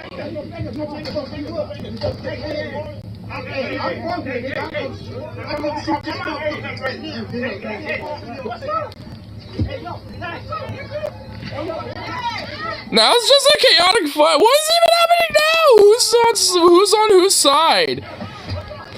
Who's on whose side? What is going on? This is what the fuck? Oh my god, so what, like, I am so, okay, what the fuck? Is it like a 3-on... Oh my lord, oh my lord. Good grief. Good grief. What is with these fucking clowns? Like, they're legitimately clown as fuck, bro. I mean, like, wearing, like, the most goofiest fucking fits, you know, like, you know, to do this shit, bro. Over tacos. Like, I mean, are we serious? Like, these poor taco truck workers, dude. Like, seriously? Like, my lord. Hold on, I'll skip a little bit here, because obviously, I'm assuming it's just, like, you know, good, like, 1 minute of just, like, ensuring fight here. Okay, yeah, alright, so it looks like it kind of ends around here, I'm guessing. Oh, poor dude. Poor guy needs help up. Get him up. Get our poor guy up. Didn't he already have a hat? I think he just wore someone else's hat. Oh, man. Poor dude probably got a concussion, man. We'll fuck you up. Well, hey, guess what? The police are gonna fuck you up even harder now, buddy. Why is this? Nah, I mean, I guess probably they weren't arrested yet. Or at least when the video was released, I'm assuming. Fine, over. I'm assuming they were probably being a little belligerent or something, and, you know, these taco workers, I'm just taking a random assumption, and, you know, just assuming about how, like, you know, hotshot tough guy they were acting, you know, right off the bat, you know, so I'm assuming, you know, they're like, hey, you know, chill, respect us, you know, we'll serve your stuff, or if not, leave. And they chose to just continue being dipshits, and they were like, probably asking them to leave. And then, you know, like, eventually they went outside, and this probably ensued. Just taking a hunch. We only got to the point where all the you know, taco truck workers were outside, pretty much, you know, trying to get them to leave. I was walk away, let's see her trap in, grab, I was walk away. Well, usually, like, I mean, like, well, in these type of interactions, like, I mean, usually, especially because it's always, like, I always call these segments, like, siding with the worker when it comes to, like, the assholes in this case, like, because, like, you know, for people like me, where we have to kind of work in an environment where we may or may not have to deal with weird fucking assholes, or just, like, outright aggressive people, or just tempery, like, fucking whiny Karens and shit like that. I mean, you know, it's like, we kind of can't just walk away, you know, and so, I mean, it kind of adds a little extra level of, like, well, you know, I mean, and frankly, it's just like, in this situation, it's just like, I mean, this is really kind of the best thing you could do is just have somebody just, like, record and fucking, like, get their license plates, and hey, you know, you got video evidence. I mean, there ain't exactly, you know, much to be like, yeah, you know, we can't really do much about that. Pretty easily identifiable. Unicorn hat, fucking, like, wearing a Saints robe onesie or some shit. Well, they just said that they have a gun. Hurry up, we need one right now. They're doing it right now. They need to come right now. Well, there's like... I think was one of them saying something about a gun? I think they were saying that maybe, like, one of them might have, like, you know, a firearm in a safe in the taco truck, maybe. And, you know, assuming, you know, given the altercation, they couldn't get to it, and up until, like, you know, they got back in, but even then, they still even didn't get it yet, from what it sounds like. If I'm hearing them correctly. But, what the fuck? Honestly, like, luckily, because there's such, like, a affinity towards, like, food trucks and food carts and stuff around here in Portland, like, if any piece of shit ever to do that, I think, like, literally most, passerbys would just be like, what the fuck? And just, like, in solidarity, like, you know, just, like, murk that motherfucker, basically. I mean, just because, I mean, around here, we take our food trucks and, you know, food carts seriously. They're a staple around here. We love them, and we support them.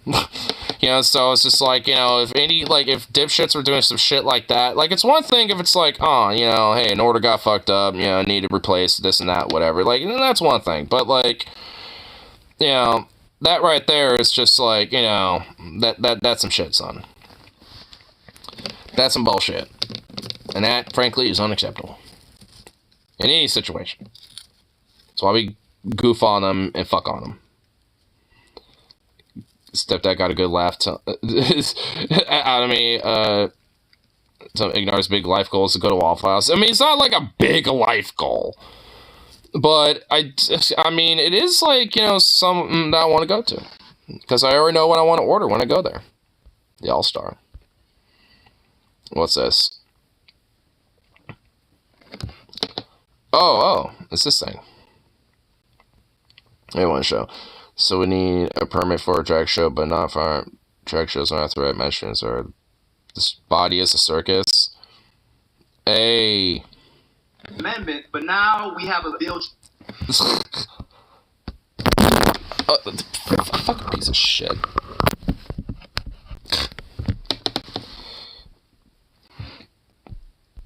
There we go. Boop.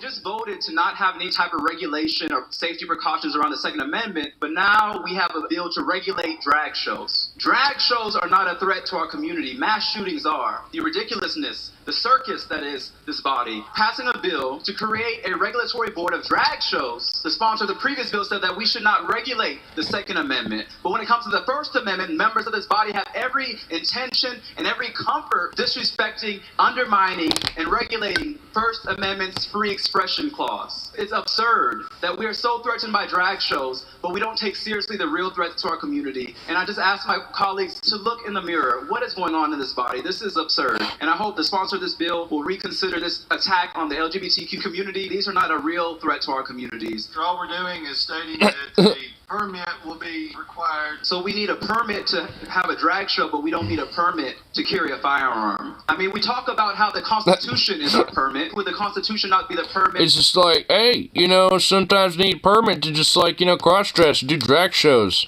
But hey, you know, it's like some also say you need a permit for a firearm, but that right there just being unconstitutional against your absolute right, brother. And frankly, I just like hate, you know, like how, you know, fucking, you know, like there's so many of these weird, absurd chuckle fucks, you know, that just outright, you know, think that like, oh, it's my inherent right, so there literally should be nothing absolutely like, you know, in the way of me and that thing. You know, when it comes to my right of I want a goon, it's just like what in the actual like oh fuck. It's like, I mean, do you think the same thing for like automobiles and like, you know, and all pretty much like most shit, you know, when it comes to a lot of various different things, specializations, etc. You know, I mean, it's like, goddamn, bro. I mean, like, it's just absurd. I mean, you know, it just like honestly just like, you know, makes, you know, like just regular, you know, like competition plinkers or whatever the fuck like me just, you know, look like Elmer Fudd's, and it's like, you sad sops of shit. I just want to have fun. Stop ruining it for us, you pieces of fucking weird chuckle fuckity paranoid schizophrenics. Ah. These drag performers who are exercising their constitutional right. Representative Doggett, have you been to a drag show? I plead the Fifth Amendment on that one. I refuse to answer that question, because if I did, honestly, you would not like my answer, because it would be yes. And thus would destroy all my credibility. Have you seen the governor's yearbook photos? I'm just trying to think of an example that the representative might be familiar with. There's no harm there. We've already passed the bill targeting this community. Now you're expecting them to register with the state after you've already come after them to put their name in a registry so that you can target them even further. I mean, this bill is bullying on bullying. And I believe that the Constitution is their permit. I mean, if it applies to the Second Amendment, it should apply to the First Amendment as well. This bill is nothing more than hate in drag. It's nothing more than intolerance and targeting in drag. And it is shameful. It requires a permit for an activity that has not had any instance of harming our community where mass shootings have, and this body just said we don't need a permit to exercise the Second Amendment. I-74, 23 days. House Bill 30, having received a constitutional majority, everybody clerk. So of course the Republicans pass it. Pass without objection, motion brings to table. Because they're shameless. GP Gov Tennessee used to dress in drag. He wants to ban it. Oh my god, it looks like Joe Manchin, but like a lot more square. Ugh. Ugh. I mean, just, of course, shameless fucking hypocritical piece of shit. Want to try a food truck? Well, come up here. Dear God, don't read the comments. Yeah, I want to. It's filth.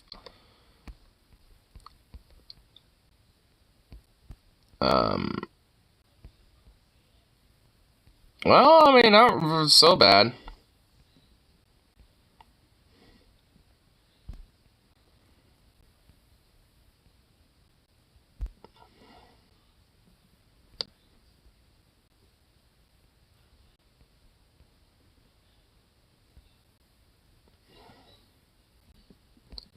Nothing bad yet.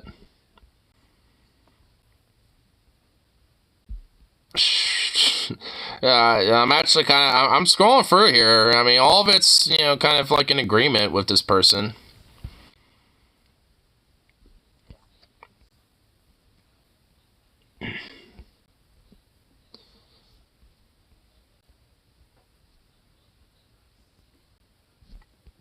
Yeah, there really isn't that much.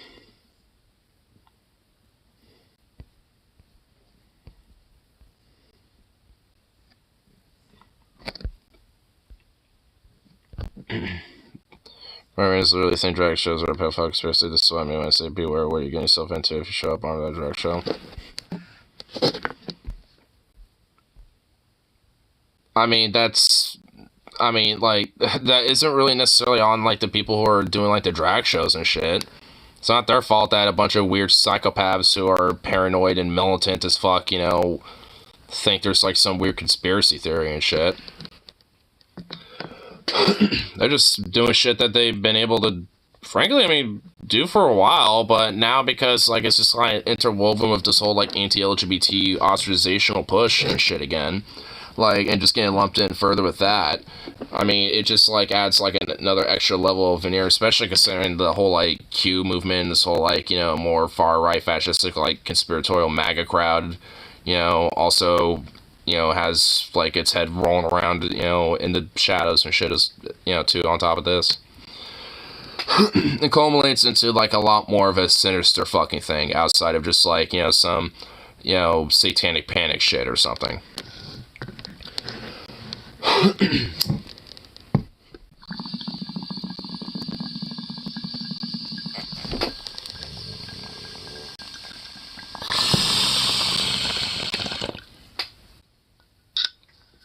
Little grunt.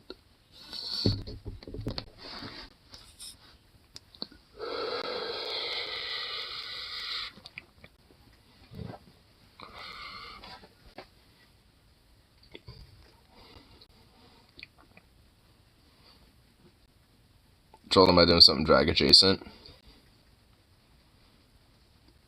I think it's safe to say transgender relation of mine is going to be a major cultural issue in the 2024 election. Well, yeah, it is. It already is. I mean, it kind of was for the midterms, a little bit. I mean, it's like, it's been a really big, major, fucking, frankly, kind of scary push that has been going on with this type of shit. That's why, like I was saying from earlier, it's good to be prepared and be vigilant, but don't, like, try to, like, push, like, some sort of crazy aggressive push, towards, that where, trying to go on some offensive about, outside of just, like, like, FBI authorities, hopefully catching and, these type of motherfuckers before they start their actions and shit. It's really honestly, like, kind of the best to go for, because frankly, like, like many elements of the system, there's a lot of examples, like, especially when cops basically don't really do much to help, actually solve crimes or actually solve legitimate issues and shit, instead just, like, fuck around and dick around and just, continue to, same reciprocal type of bullshit, corrupt system that they're a part of, and all this, like, there's a lot of examples, that show the system just doesn't give a fuck. So, I mean, there is kind of an element of, like, at least trying to look out for each other, at the very least, especially on a local level. And this, kind of goes into the more broader, view of, like knowing commuting, trying to, like, get more interactive, like, with your neighbors, stuff like that. And even if, if it's just, like, simply just a little casual, a little chit chat or some shit. You know what I mean? Like, because because if you have like at least some basis of sense of that, there's more of a sense of like, like, hey, if they're in trouble, I'll help them out. It's like that type of shit. Whether it's like your neighbor think that or you, or vice versa, or whatever. You know what I mean? When they're all Trumpists. Well, you don't gotta worry about it. You're going to a new one, and and a part of at least doing a little bit of community outreach for yourself is finding out what where people kind of lie in the sand a little bit. I don't know if like your final destination in Arizona is gonna be Flagstaff, but from what Rip City's saying about it, it sounds like you'll fit right in, bro.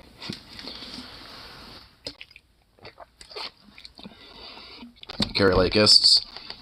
Well, like I said, if you end up settling down in Flagstaff, I don't really like. From what I understand, what Rip City has said, it's a pretty like pro-union city. Like there's a lot of like pro-labor shit around there in a sense. Like a lot of like union type of work. Like a lot of different workplaces there at least do have a strong element of unions there.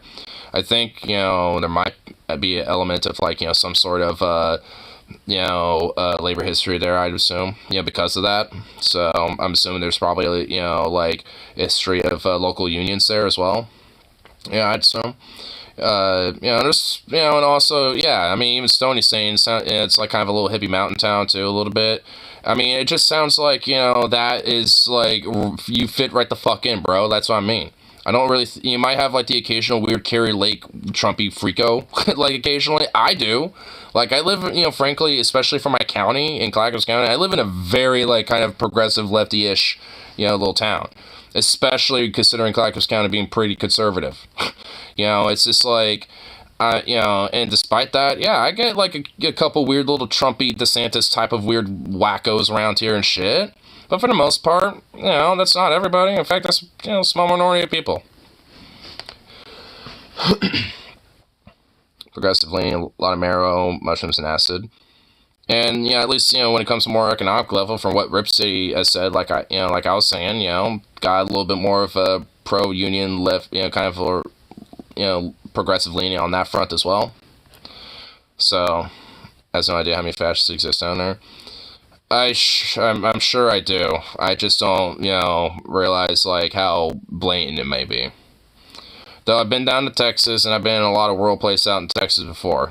Like, a lot of my, like, cousins and shit have, or at least, like, some of my aunts and some of my cousins have, like, property that's, like, way out in the boonies. Like, out there. And, I could tell that some of those tiny towns that have, like, 100 people in them and shit, might be a little, like, and I don't just necessarily mean that demographically. I mean, like, a cultural emphasis about that. I mean, but, like, frankly, I mean, considering how, like, abandoned these tiny little towns look like sometimes, it's just, like, I mean, it doesn't surprise me their mindset's basically still in, like, 1903. It's just like, Jesus. I'm not sure if I pissed them off. Maybe just don't. I mean, you don't need to be triggering me. Why don't we just, like, chill and just, like, have fun? And just, like, vibe. Just go with the flow of the conversation, sir. God! Going by HQ for being an atheist in Arizona. That's what the Trump is thinking. Oh my lord. My good fucking god. Yeah, like, nobody ever. So have fun, I'm a fucking asshole. That's, I mean, you're not really being an asshole. I mean, you're just being absurd. And Mordax is, unleashing the dad on you, okay? He's being a dad. Let him be a dad to you, sir.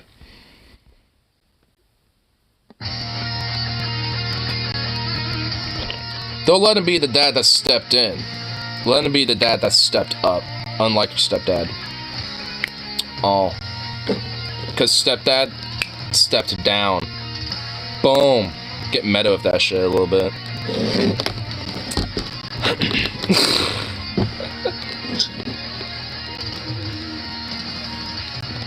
Get McDonald. Oh my god. I'm sorry, Mornax. I'm sorry. I'm sorry I did this to you. I'm sorry I just enabled this. Oh man. Whee! Oh my goodness gracious.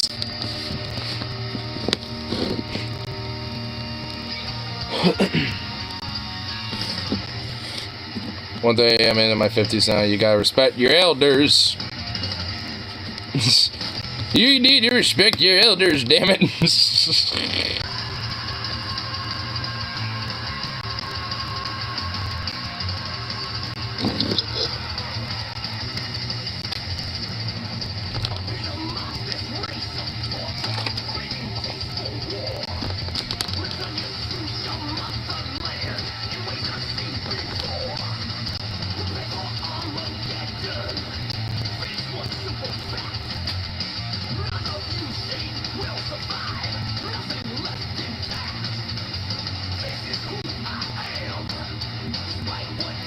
That's 1 years older than you, and that's about a 59-year-old. And they're scary as fuck. One punch knockout, that's why I don't try to fight him. Well, don't outright try to fight the motherfucker. Supposedly fat, but in shape for a man his age. Well, just because you happen to have like a little fat on you doesn't necessarily mean you're not like in shape on the inside. Like my friend Metal T, like he's got like a beer gut. He's got like you know, some fat around the edges for sure, but he's honestly relatively in shape, you know, despite that. Like, because he does a lot of warehousing and shit like that, you know, for his work, you know, and because he works at the Bob's Red Mill and shit, and works like long-ass shifts, and, you know, he's like on his feet a lot of the times. You know, so, like, and honestly, like, his fucking legs are not, like, fatty at all. They're just straight, like, fucking, like, beef. Like, fucking, like, some... It's just like, Jesus. Fucking, like, crushed watermelons and shit, dude. It's like... Crush a skull and shit, dude. It's like, goddamn. Plus, he would ride a recumbent bike a lot. So he would be, like, you know, down here a little bit, like, using his feet to do a lot of the pushing and shit. You know, so it's just like, I mean, you know, his legs are fucking, like, swole-ass fucking just... Like, the dude's honestly, you know, for, you know, having a gut and kind of got a little, you know, a little bit of flabbage on your arms, the dude's legit pretty in shape, honestly. And like, he, you know, because, like, 5 years ago, like, he used to be a lot more kind of rounded, but now he's, like, shaped up a lot. Like, he's a lot more, like, you know... Like, he lost a lot of, you know, neck fat around here, you know, he definitely kind of, you know, even though he still kind of got a little bit of, you know, flabbages around, that shaped up a lot better, you know, kind of, you know, in a sense, you know, still kind of got, like, what I consider, like, a beer gut, basically, you know, but, whatever, a lot of people like that, they think that's, like, you know, like, the bear bod, you know, in a way, and, you know, frankly, he kind of does have that, you know, for, like, someone who's, like, 26, he already has, like, a bear bod, essentially, I mean, for all intents and purposes. So, I mean, you know, and I think he also kind of nicknames himself that a little bit, but I have no fucking idea. I haven't hung out with him in a long time, frankly.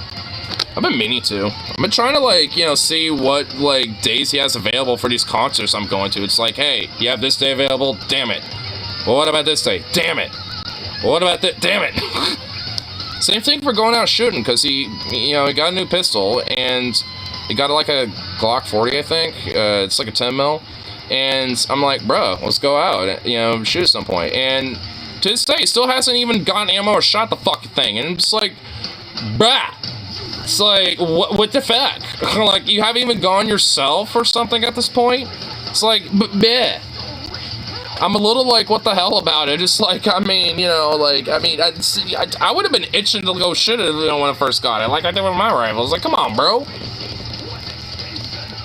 So, it's just like, man... It's like, this son of a bitch. But to be fair, he, like, is just, like, he's in 2 bands. Obviously, he works a lot with his shit. Does a lot of, like, you know, music editing and shit. And goes to clubs every now and then. Like, he, you know, he's honestly legit a pretty big busybody. So, I mean, I'm not too surprised that, you know... There's not always a lot of availability. I don't get to see him often. Just, you know, he's legit a pretty big busybody. Hey man, you wanna go shoot? Who? Well, yeah, that sounds good. I mean, knowing Metal T, he probably would say that as a joke. Maybe.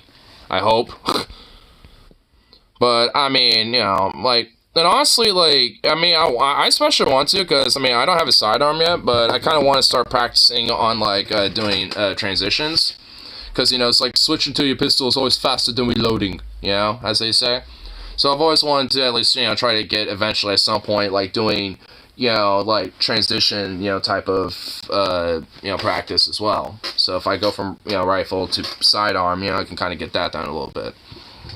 Because you can't exactly, like, you can kind of get this part and, like, kind of get a first part reaction, but then it's like, well, I got nothing here. So it's like, I can't really finish the rest of the process. So it's like, I kind of want to practice that at least a little bit. Saw a sporterized Krag Jorgensen for sale for about 1,000. Oddly enough, Soul Chamber 3040 Krag. Oh, dude. And it was sporterized? Oh, man. Why do people have to, like, what, like, Elmer Fudd motherfucker has to, like, goddamn sporterize it, dude?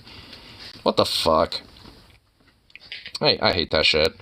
If you got, like, an old, especially, like, a Krag, like, God, like, you don't, yeah.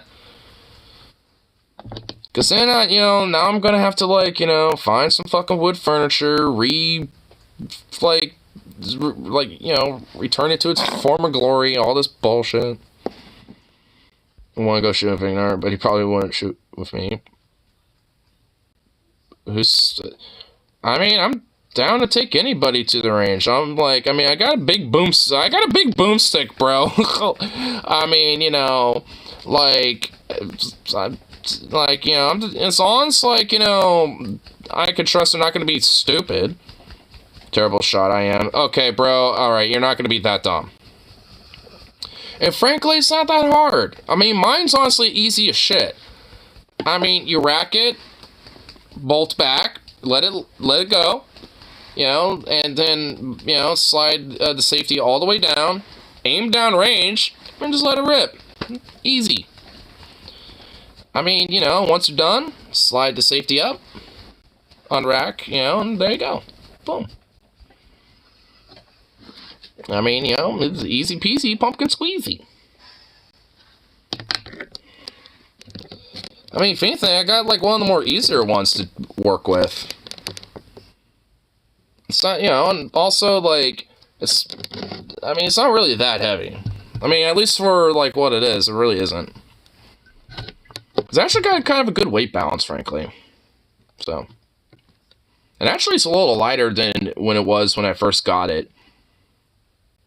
Because when I first got it, it had like a metal skeletal like stock, and honestly, that's way heavier than the plastic East German stock that I have on it. So honestly, at this point, it's actually lighter than it was initially when I first got it. So honestly, it's nice. A cheap airsoft grade telescopic sight for your AR. Got tight grippies every time I shot it. Yeah, I just have the regular irons on mine, which work like a charm. I mean, usually because the last few times I've went shooting, it's been mostly either sunset or dark, outside of a big spotlight that I bring with me. I mean, I have to, you know, kind of set my targets up a little closer, so sometimes when I'm shooting, sometimes they actually are lower than where I'm actually hitting, so I have to kind of, like, readjust with that by aiming a little higher than I'm kind of initially aiming at. Which, honestly, I could just readjust the sights for that a little bit.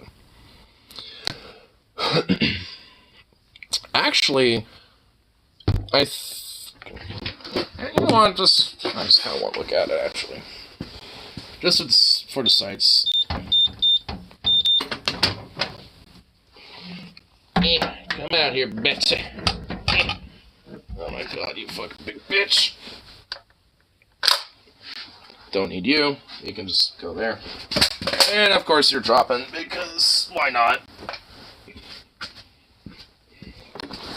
Okay. Oh, yeah. Yeah. Yeah, because I had to set it at 100 yards. I think that might have been wide last time, because I never moved it since I last was fucking with it. Because if I set it all the way to 0, it actually bumps back up a little bit. Yeah, it does, yeah. So there's a difference. So once I move it up a little bit... Yeah, it does sit ever so slightly differently. Yeah, okay, so... If I set my targets up close, I just need to set this all the way back. Yeah, okay, that's kind of alright. That's what I was figuring. I just kind of want to see a little bit. Because I could do that if I wanted to shoot something 1,000 yards out. Because why not? Well, actually, no. It would be about 800. 800 out. My good lord. How would you even, like, see something down that far, honestly? Like, the sight would be bigger than your target. I mean, at that range, it's like, goddamn, unless you're hunting like a fucking elephant or something. Well, and even then, I mean, you probably would miss. And it probably wouldn't do shit besides piss it off. So, it's just like, I mean, yeah. Ugh.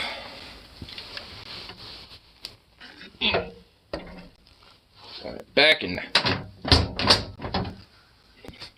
you go. Safe and sound. Ugh. Like it properly should be. The only non-sporterized Carrillo and relic service Rob Cabela's had, at least in smokeless powder, was an old Chilean Mauser in 7mm. Well over 1,000. The last time I was in Cabela's was years back, but I remember they had a bunch of like Graveri 98s, Graveri 88s, and I forgot like which specific, but it was like a Swiss pullback. But I forgot the exact model of it, but they had some of those, and they all varied straight up between like from 200 to 400. But this was like back in like 2018, 19 about. Like, I'm sure those prices are like up way much by now. But honestly, I mean, to be fair, I'm not, well, I don't know. I mean, before I got my Vishka, I almost got my hands on a $400 Chinese SKS that was likely in service maybe in Korea or some shit, frankly, because it had different Chinese engravings on it. And I was just like, fuck. I mean, I was like so badly wanted that. But, you know, but honestly at the time I didn't realize that, you know, you can kind of pick, you know, like buy the gun without necessarily having the money right off the bat, so to speak. You just need to pay that in full within a 30-day period once you pick up the firearm. You know, because once, I mean, because you have to at least, you know, make sure the whole background check and all that's through, and there's no real point in actually purchasing the gun yet if, you know, while you're going through that, right? So basically, you know, technically you could wait as long as you want, as long as it's, you know, within 30 days of passing the background check. If not, then you kind of void your hold on the weapon that you want.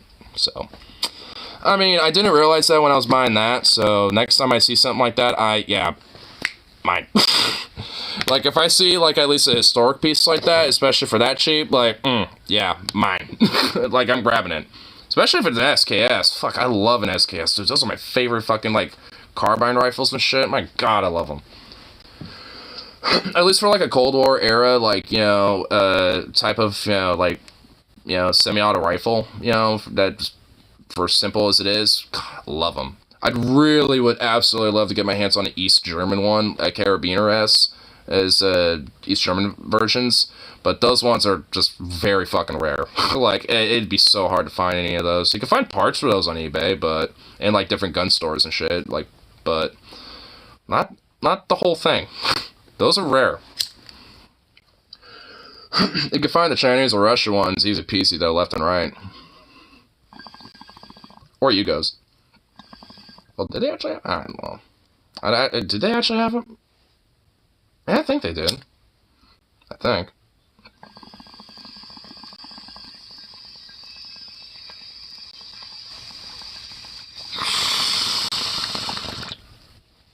Sorry, that SKS. Yeah. It was the, what? Type 56 was the AK, so it was like, what, or was it the Type 56? Something like that.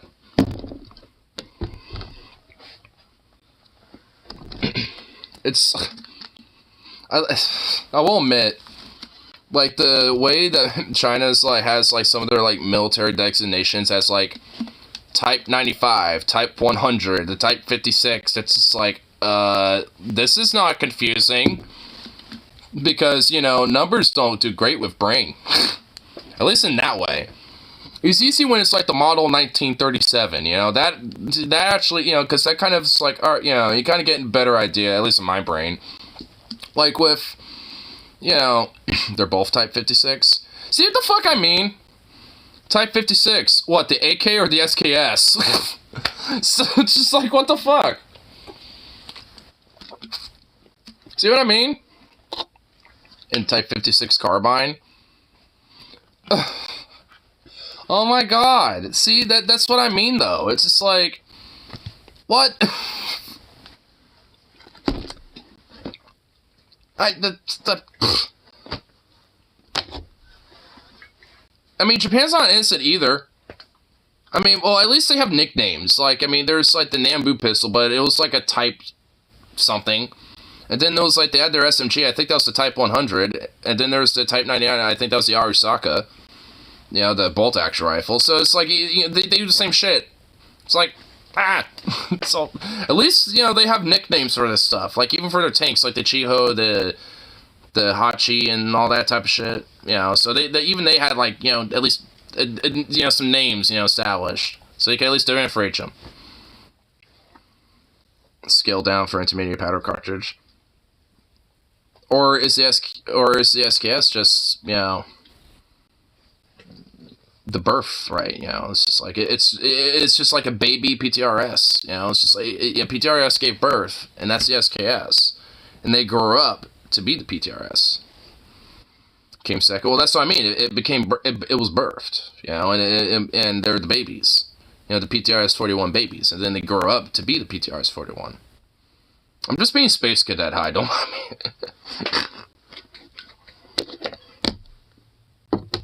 I'm just goofing.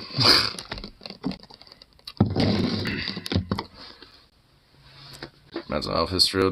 Well, I mean, it's like, I think you'll be fine, honestly, because, I mean, I've definitely had, like, you know, a history of, you know, different, low periods of mental health and shit. You know, like, straight up. Like, I mean, before I had any of my firearms and stuff, like, I mean, I think it was like a year and a half before that, like, I, you know, checked in the hospital, you know, because, you know, like, due to suicidality and shit, and that was probably at this point, like, 2 years ago at this rate. It was, like, in, like, 2021 when that happened. So, like, well, at this point, probably maybe, like, 2.5 years ago at this rate. But after, you know, kind of realizing, well, geez, like, you know, honestly, I felt worse being in this situation. You know, I realized, you know, okay, my overall situation really isn't as bad. You know, I just really need to reassess myself a little bit. And after a little time, you know, and shit. And honestly, shortly after that, that's when I got Zukov, frankly. So, I mean, you know, like, I did a little reassessing and realized, you know, I definitely, you know, feel like it, you know, could be time to have a little canine companion. You know, I was kind of starting to set the house up a little bit for it. And then, you know, kind of had, like, out of the blue, like, hey, you might have an opportunity for my friend, and, you know, that's when Zukov came along. Frankly, honestly, I would say that, like, he, you know, became, like, kind of a major, you know, benefit, you know, and a major positive outcome, you know, towards a lot of my mental health. Not just, you know, Zukov, obviously, but, you know, I would say that he became at least, you know, kind of a pinnacle element of that. One original class block, one with the original internal magazine wood furniture. Dude, man, Stoney, you would have loved, like, before I got my Vishka, dude, you would have loved the SKS I was talking about from earlier. Like, it, you know, it was, I mean, it wasn't like, you know, the Eastern Bloc, so to speak. It was a Type 56, but like I said, original furniture, the integral magazine, the whole shebang. Like, it was nice. God, I wish I fucking jumped on that, honestly.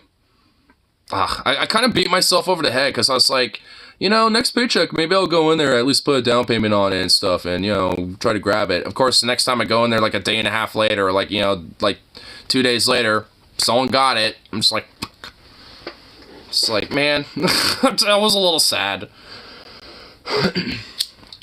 They have like a fucking like FNP 90, like a civilian variant where it has like that long barrel and shit. That's straight up the same price as my Vishka. I'm just like, fucking hell, man. You know, if it wasn't for the fact that, you know, like I would have to like figure out where the fuck am I getting those magazines. Like I honestly would totally get it. Well, if I had the money, but I'm not. You know, I'm not gonna get another $1,000 gun for a while. I'll probably get like, you know, just a little pistol, and those are like, you know, at least for something that I would want, you know, is within like a $300-$400 range. Not really expensive.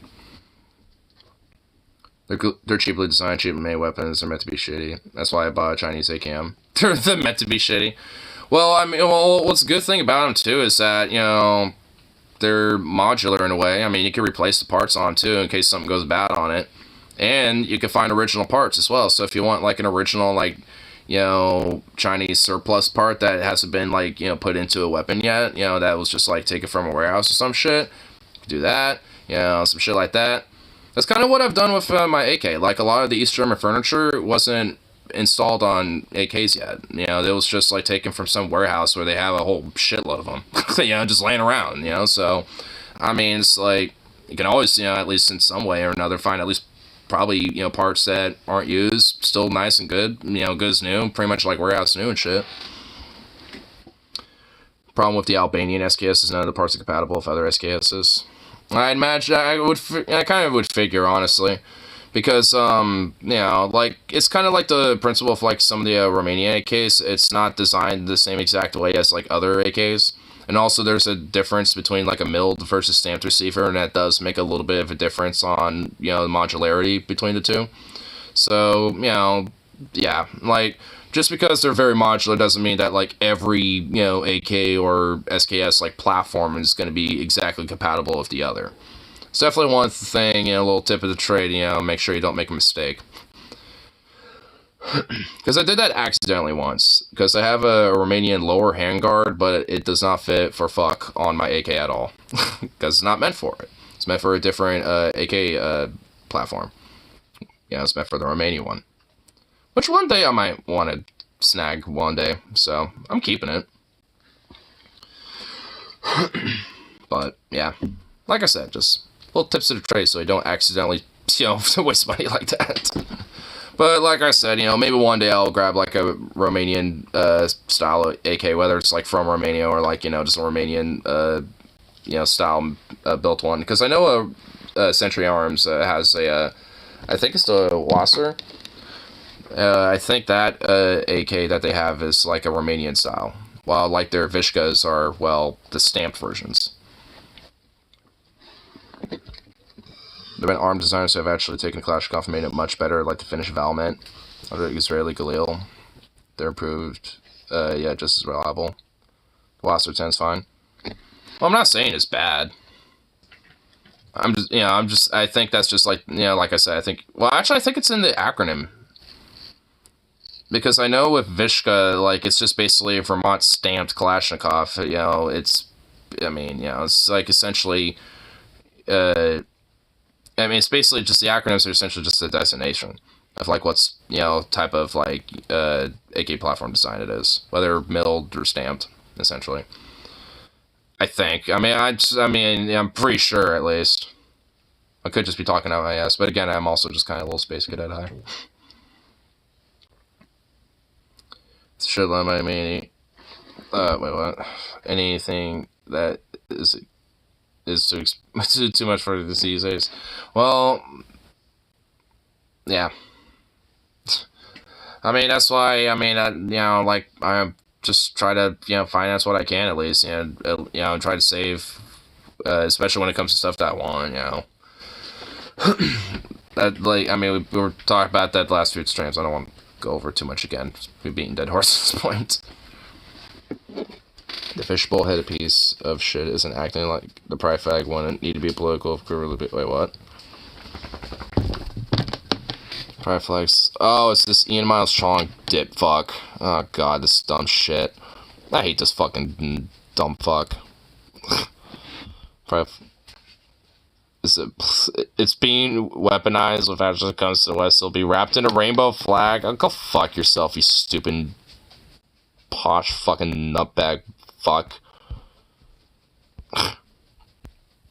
My god.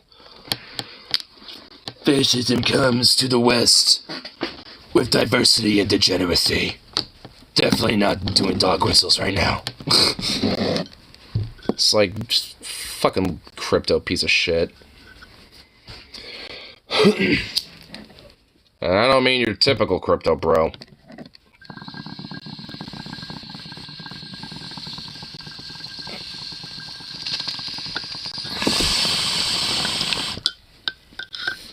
PSA store across the state, anyways. Yeah, honestly, like, the Bell State Arby's been kind of flexing their shit a little bit. They kind of used to be like if you need the cheap version of like an AK or an AR, yeah. You know, but now it's kind of like, hey, we're gonna like, you know, make some crazy new innovations and shit like that and blah, blah, blah, blah, blah. Like, they've been kind of like stepping the game up a bit when it comes to like, you know, some different shit. I'm just like, hey, right on. Like, they have like a whole like line of different like AK platforms and shit, like the AK-101, 02, 03, 04, and the 05, and I'm just like, goddamn, it's like shit. So they got like everything going on here.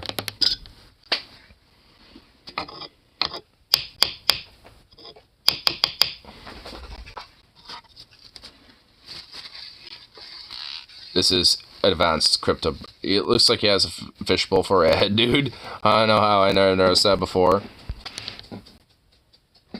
Dude, he kind of does. Oh my god, dude, he also looks all schlooped. Like someone took his face and just like, and just like forced, just like, it just did that. Like, it just, and then like, yeah, it kind of does a little bit. Like, what the fuck? It does, but upside down.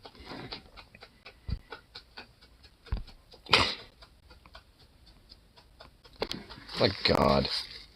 What a fucking nut.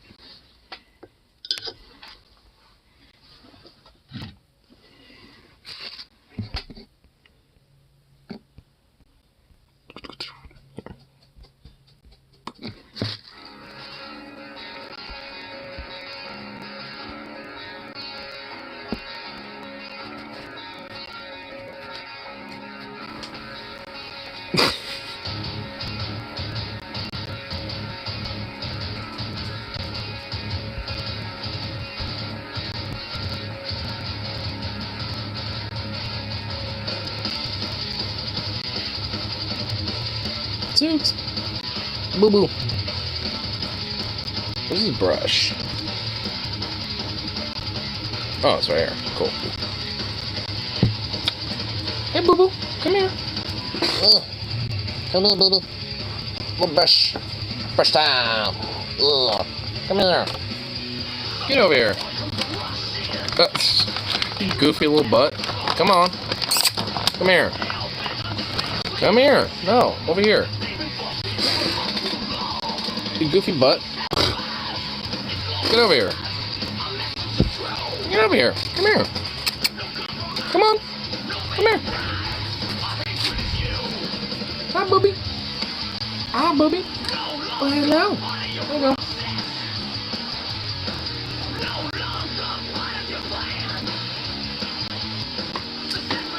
You dropped it. What the hell? Really?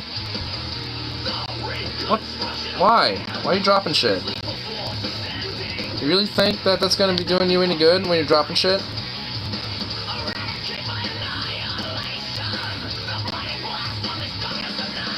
You silly boy. Oh my god. You silly boy. You shouldn't have dropped it, you goof.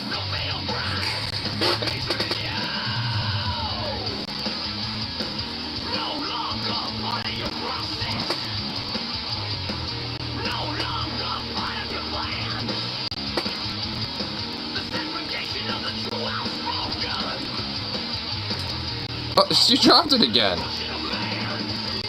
Damn goober. What are you dropping shit for?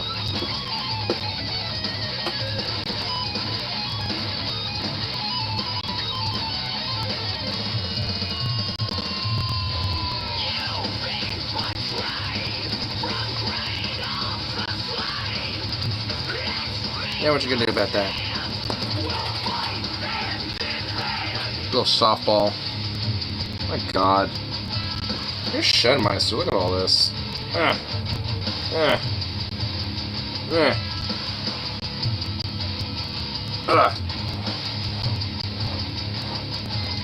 My goodness, bro. You a Shenmeister.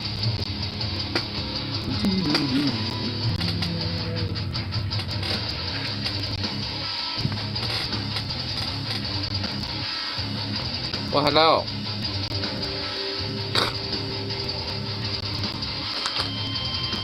I see a link. I have to wait to see I can. Wait a second for that link, yo.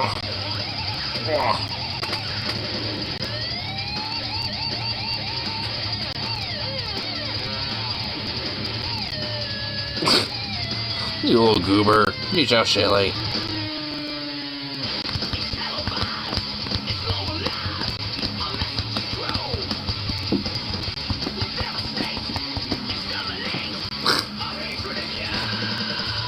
Are you gonna get this? You getting this back now? Yeah? Yeah? Yes? Yeah? Yeah?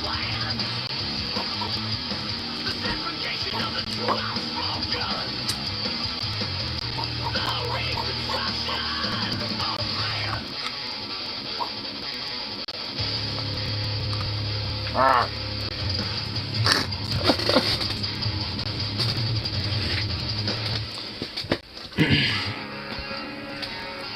Rest mostly tank units using the T-62, which adopted in 1962.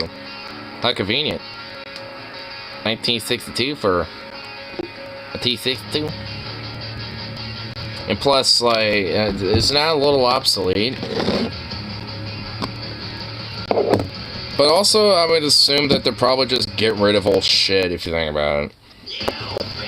Because they're not even really using, like, their military to their full capacity, really, yet. Like, their Air Force throughout the entire war hasn't really been used to outright full capacity. That's what they're mostly using.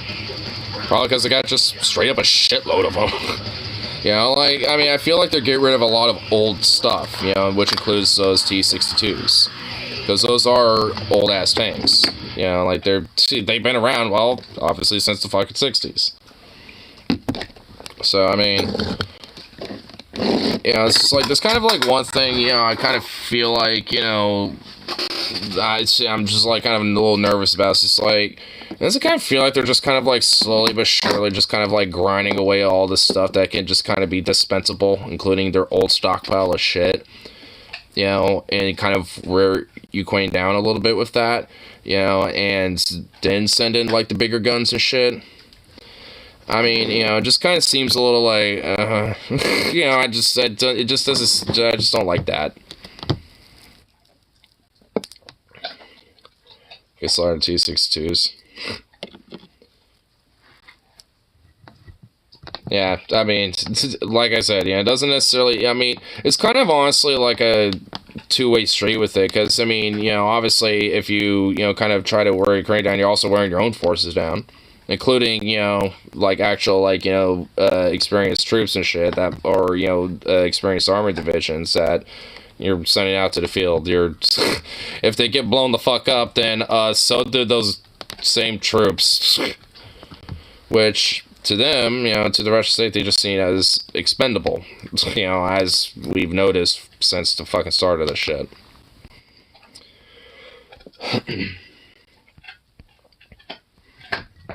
It's just kind of going to eventually be a war of attrition at this rate. Like, you know, who's going to, like, you know, back down, you know, who's going to eventually, like, kind of capitulate first due to the exhaustion. Which, you know, I guess in a way that could go either way. But I doubt it's going to go into, like, Russia's favor, all things considered. Considering, like, the broader, just, like, international embarrassment that they've been having with this, you know, issue and shit.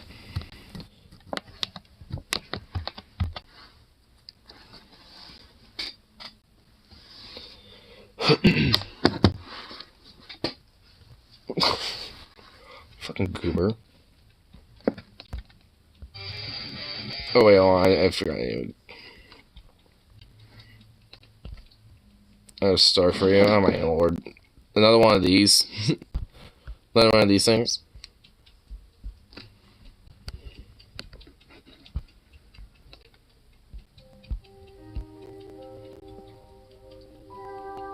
It was summer vacation.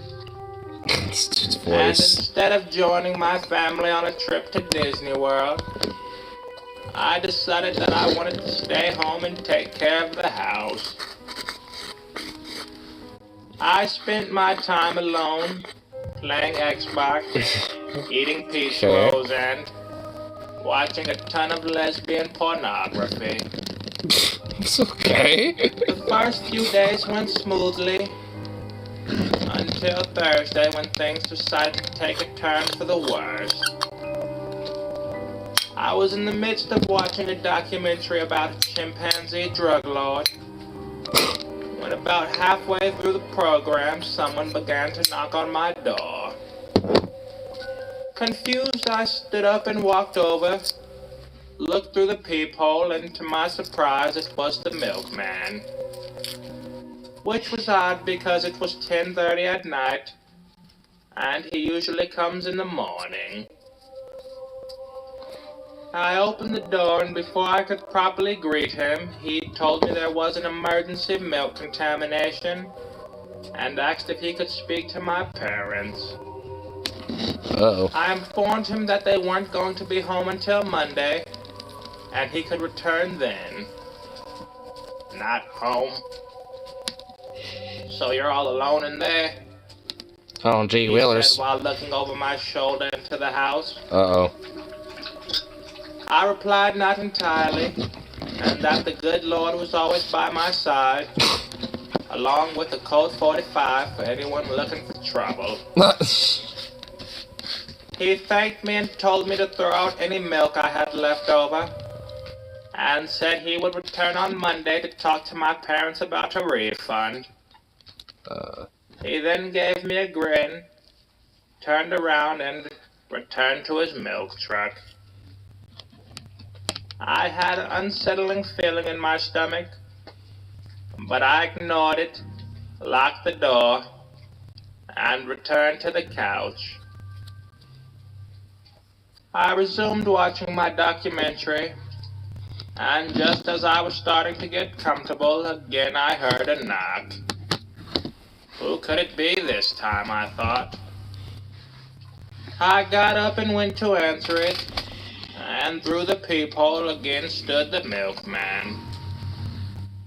He apologized for bothering me, and told me that his truck broke down a couple blocks up the street, and he was wondering if he could use my cell phone. Annoyed and desperate to get back to watching my television show. Are there even places anywhere anymore that still have, like, milkmen running around? Where there's cell phones also? I handed him my phone and told him to make it snappy. What is it, Of course, 1950s? he said. He then dialed a number, Don't and sound after like a it. few moments, he began to speak. Hey, what's up, player? Yeah, it's Milton. Anyways, you won't believe it. That son of a bitch truck broke down again. Is there any way you can come swoop me up? Alright. Yeah, I'm on 5th and Sherman, by that strip club we always go to. Strip club in the neighborhood. I'll see you in 15 minutes, Grandma. He then hung up the phone and handed it back to me. You And what? without You said saying grandma? a word, he scurried off into the darkness. What a weirdo, I thought. I closed the door and returned to the couch. And not long after sitting down, I received a text message from a number I didn't recognize. Whoever sent it informed me that they wanted to make love to me in a bathtub of warm milk, and asked if that was something I'd be interested in. I ignored the text and continued watching television, when suddenly from upstairs I heard a crash. I was a little bit scared, But seeing as I was the man of the house while my father was away, I decided it would be best if I investigate. I slowly crept up the stairs, and I noticed my parents' bedroom door was ajar. I made my way across the hallway and into the room, and I noticed the bathroom light was on. And at that moment, I knew for sure somebody was in here. Quietly, I grabbed the gun from my father's nightstand, and I made my way towards the bathroom. I peeked my head in without being noticed, and I saw the milkman in a bathtub of freshly poured milk, pleasuring himself. I freaked out and ran downstairs, grabbed myself What, you didn't start shooting? on and called the police. They told me they had an officer on his way over right now and to remain calm. And about 20 minutes later, they arrived and arrested Milton. Oh, yes, they're on their way 30 minutes later. I called my parents and explained the situation and told them that everything was okay. But they insisted I stay with the neighbor till they returned. I'll never forget that milkman. And sadly, I'll never be able to enjoy a glass of milk again. Or me neither. 'Cause, bruh. Damn, dude. Whoa. Whoa.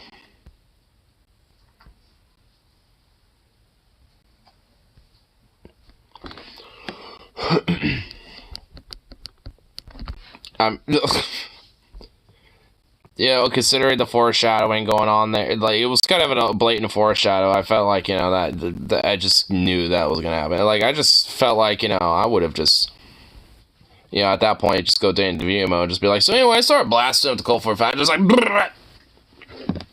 We didn't call the police, be like, there was an intruder, it's gone now. Yeah, it's kind of like in a tub full of, well, strawberry milk at this point. So, yeah. Did my stand my ground law and stuff like that. Did I do good?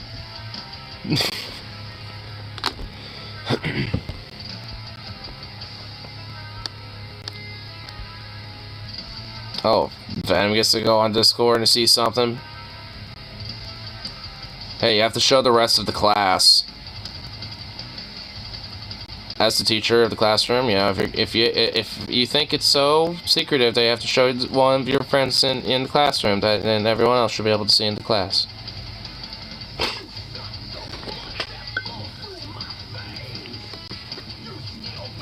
I mean, I just don't have to if you don't want to. I don't know or care what it is. You're all good. What do you actually do? Fuck it. I don't know what it is, but fuck it. I'll take the gamble. Feeling like a gamble man now. I don't have the screen up. I'll keep it down.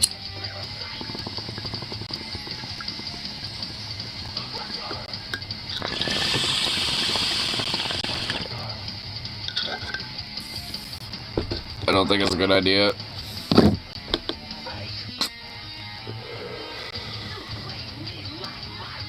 Man, I got a heart of steel. I think I'll be able to handle it.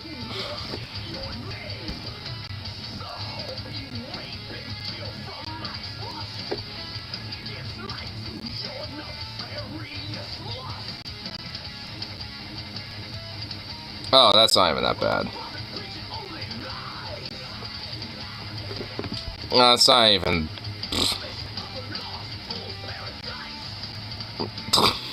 He throws like, that's all good idea. I'm like, alright, well, I'm just like, ow,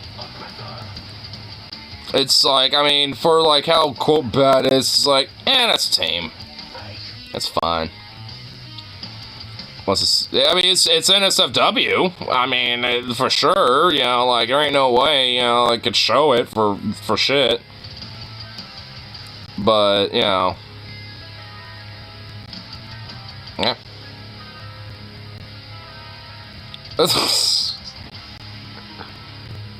I don't think anyone wants to see someone drink. Well, yeah. I mean, at least not like, you know, here. You know, just, yeah, like just in private affairs. So.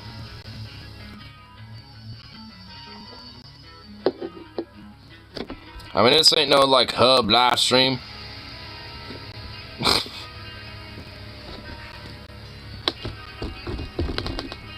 But every time I bring up, change the subject. Well, I mean, I'm the one who kind of brought up the subject. I mean, like, I've always said there's a time and place for it, sir. Oh my lord. Trying to call me out.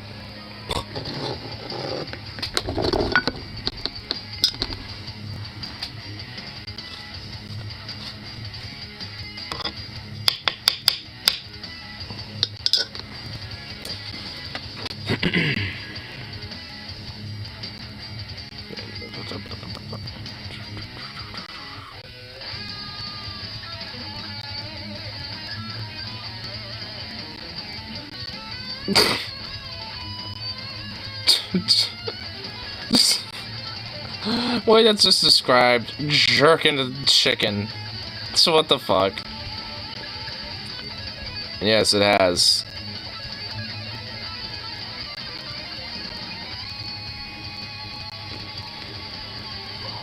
Nice. Nice. Bro's like, probably bad idea. And I'm sitting here like, alright, yeah. Nice.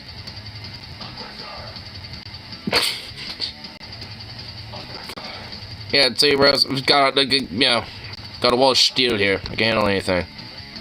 Well, like, about 90%, 85% of shit. Try to be more blunt about it, ignore, but YouTube censored me. Well, YouTube just is not a peach, you know, fucking place. It just does not allow us to say literally anything and everything, you know, that we're allowed to say, and it's bullshit, son. Oh my fucking god. Okay, well.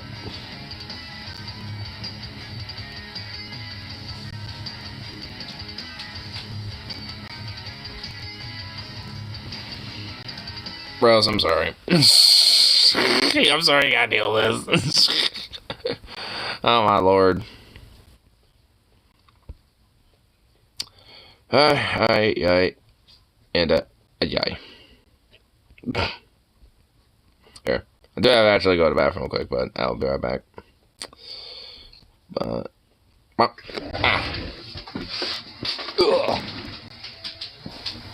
Oh, folks! Look at you, crazy boy! Oh, my lord, live us a nut.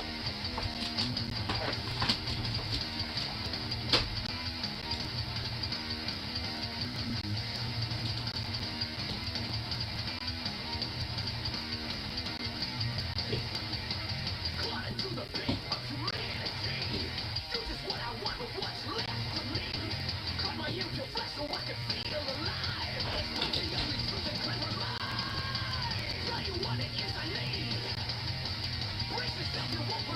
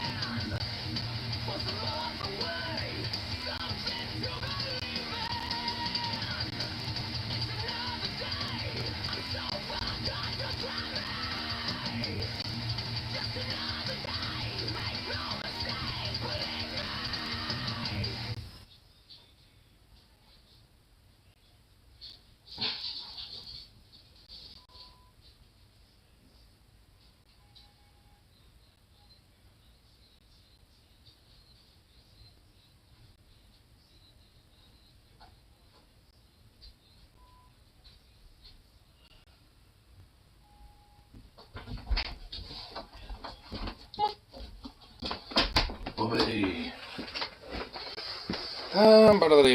Boom. Bop.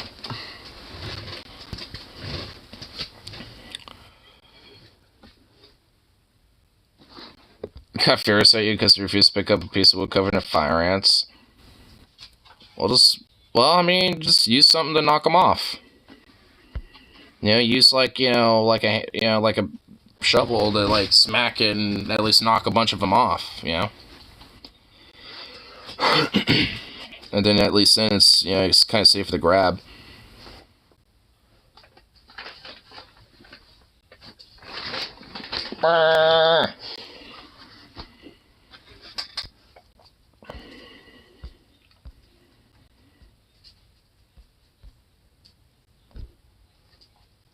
Someone's trying to touch my no-nos. Oh my fucking god. I feel like I need a pole. Should I just go grab like a singular brisket or some shit? Yeah, I wasn't planning on it, but my god, I'm just like tempted now. I'm just like, god damn it. I'm Space Cadet high as can be, and I feel like I still not like, just ready to deal with this right now. It's like, hey, I'll just shot you, bye.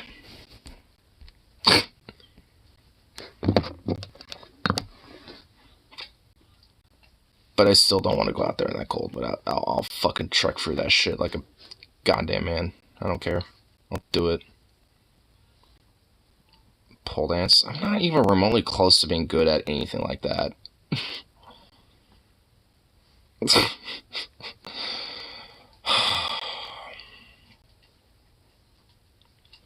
I'm like a few comments, like a few of these horny posts away from just saying fuck it, frankly, at this point. Like, cause, like, Jesus Christ. My lord. My lord.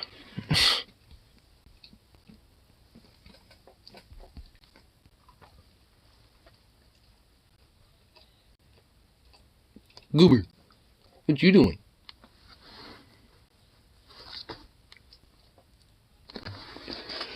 You shacking a little mutt?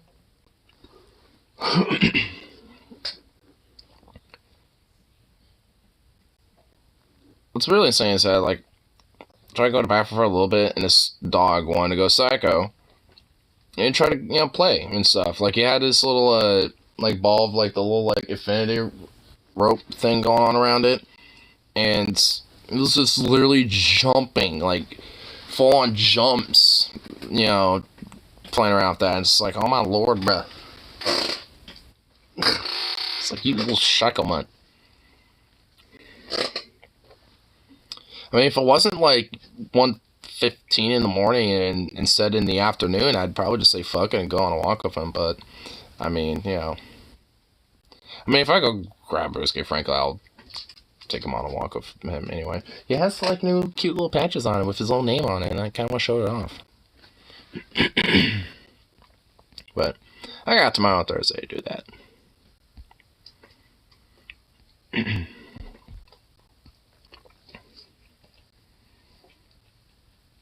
Boo boo. Oh, I love these. Friend of you with no shame. Yes, he does. He doesn't give a fuck. He has no shame about just like letting them just be out there either. He don't give a fuck. This dog has no concept of what shame is. He bonked on his head and just like landed somewhere behind him. You silly little goof. He's moving this around. He's trying. Did he get it? Oh, he got it. He got it.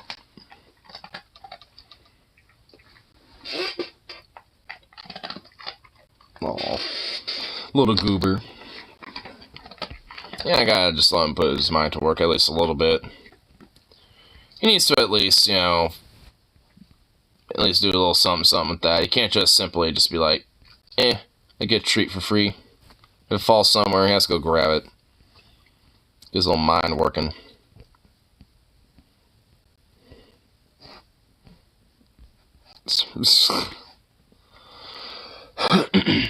Smash my meme. No bitches. Well, I mean, Zukov, like, for him, no. If anything, it's somewhat partly the opposite. Because this little fucking goober, like, tries to, like, assert his dominance on, like, other male dogs if he's at the dog park. Not in a mean way. He just does it in a very funny way. Where he will just try to, like, you know, do, like, weird little mounts. Not full on, just kind of like these weird little, like, half mounts, where he just kind of, like, sits there, but he puts, like, a paw up, and then, like, gets, like, positioned. It's, so, honestly, like, it's really fucking funny, frankly. Because he just does, like, this, like, I don't even know, like, frankly, it's just so funny. Like, the way he just does it. I can't explain it, honestly. Like, instead of, like, a full-on, you know, right? It's just, like, he just puts one paw, like, on their back.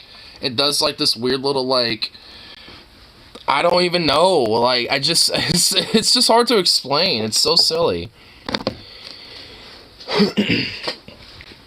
It's just a goof. Yeah, he's kind of a little gentleman doggo.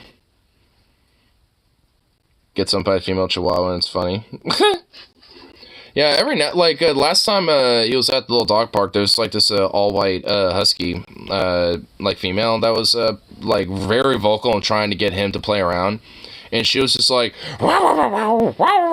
like, doing this, and then she'll be like, like, being super vocal, just trying to get his attention. He'd be like, what the fuck? He would be kind of like, I don't know what to do about this. And eventually she would kind of, like, mount on him and be like, come on, play with me. You know, just adamantly trying to get his attention.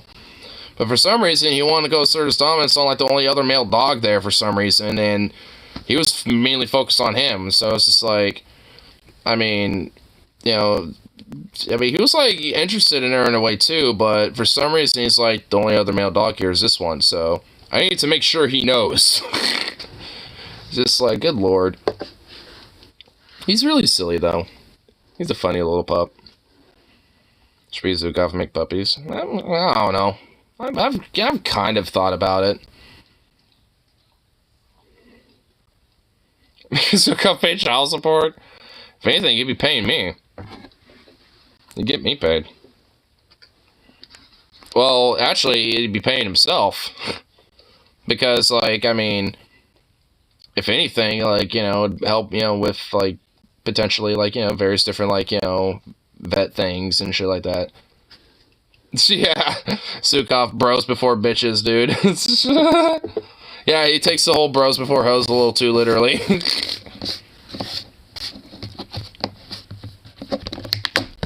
Like, my god.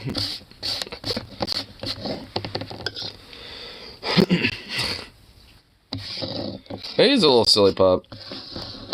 I mean, he honestly is just, like, super friendly with, like, any dog, though. Like, I mean, he'll, like, hang out and play with, you know, any of them, really. Like, I mean, there's just, like, for some reason, whenever there's, like, only one other male dog specifically, like, he will just incessantly, continuously do that. Even if the other male dog just does not give a fuck. You know, where it's just, like, they'll just sit there and just, like, kind of stand around and be like, what are you doing? Huh? You know, just... Because this other dog that was the other male dog there, there's, like, at one point he was just kind of sit there laying down, just kind of, you know, panting and stuff because he was running around everywhere. And making Zukov run too, because he kept following him and running, you know, behind him very closely too for some reason. But you know, like, even then, like, Zukov would try to be like, all right, I gotta show you what's up, you know. And every now and then he'll do that, like, weird paw thing again, like the paw mount or something. I can't explain it. I'll have to, like, make a video, like, show a video or, like, record or something just because of how silly he is with it. And it's just because it's just funny. It's just like because he doesn't, like I said, he doesn't go, like, full mount mode. He just, like, is mostly on the ground. He just has, like, a paw on their back for some reason, and it's just, and that's it. And he just kind of, like, does this weird arcing down thing or some shit. It's just so weird. He's truly, like, he's truly a dog. That's for sure. A goofy one at that, but nonetheless. Make him merrier. What? Zookop's not a human. He's a little furry, little fluffy puppy. not a human. I mean, he's basically my, like, little furry human, but that's because he's my buddy. And my, you know, my best friend and all that shit. So, it's just like, I mean, you know, it's my companion and stuff. Works it out with me, you know, through the thick and the thin and all that shit. Best friend and all that. Shotgun puppy wedding. Is that honestly a phenomenon? You're making me really think about it, because I am, you know, like, getting Space Cadet high right now and all that, but, like, is that really a thing? I'm really thinking about it. Like, do people, like, quote, marry their dogs? Like, is this honestly, like, something that happens? I just feel like that is, like... Because I honestly really want to do, like, a analysis on, like, the fucking owners of those dogs. You know what I mean? Because I guarantee you, it's always going to be, like, you know, some, like, married couple's been married for, like, 20 years, and fucking just been like, oh, yes, oh my god. But anyways, Jesus Christ, so this makes it even more, like, poignant. Like, I guarantee you, they're probably, like, you know, married couple, disgruntled with each other at this point, probably, you know, don't love each other anymore, but, you know, for some reason, still together, you know, and, yeah, like, likely the wife probably is just like, I want to get like 2 puppies and, you know, have them be different, you know, like I'll get one and then, you know, get another dog and I'll have them marry and they can have baby, like, and basically essentially live like a pseudo life within those dogs. And this is like a weird fucking thing, honestly, that like wine moms and shit do, straight up, especially with like little yap dogs and shit. Like, they'll basically kind of like emulate certain elements that they kind of like want in life, like, oh, like, you know, my babies, especially like when it comes to having like, you know, grandbabies or like, you know, their kids or something. Like, that's a big thing, you know, where it, like, they basically use, you know, those laws as kind of a way to kind of like literally be like a full-on like toddler, like their kid almost, like literally, you know, and treating them that way, like in pretty much in most degree, outside of the fact of the biological needs that a dog needs, essentially. I mean, and I feel like it's the same principle here, where it's like, you know, and maybe it's even, you know, it could be like, you know, divorced moms and shit, and maybe even divorced dads too, where it's just like, you know, for whatever reason, you know, they, you know, can't really get that back again, you know, or just strive not to, and instead, you know, emulate that again, you know, through their pets. And that's just like, what the fuck? I mean, honestly, I feel like, you know, for different, you know, variations of pet owners and stuff, I bet if you did, like, you know, a psychological analysis on, especially on, like, the wine moms, I bet, you know, there would be a lot of different, like, elements of, like, you know, psychology, you know, that really kind of, you know, plays a role of them having those type of dogs, you know what I mean? Like, because, you know, there's just, like, different variables, I think, you know, when it comes to these things. Because I've seen it, like, with, like, these, like, you know, like, Christian white wine moms, basically, you know, and every now and then they'll get, like, you know, little, like, you know, like a, you know, like a little Pomeranian or some shit like that. Or, like, I guess, it's even to a more extreme degree, it's like, you know, marrying their dogs, you know, like if Zukov, you know, and I, you know, like, and I decided to get like a female husky or something like that, for example, you know, and, you know, basically let Zukov and that dog hypothetically get married and all that shit. It's just like, and basically, like, you know, basically trying to emulate what you want in life, so to speak, you know, but through your pets. And it's just like, what the fuck? Like, that just, like, you know, strikes me as, like, some other psychological stuff.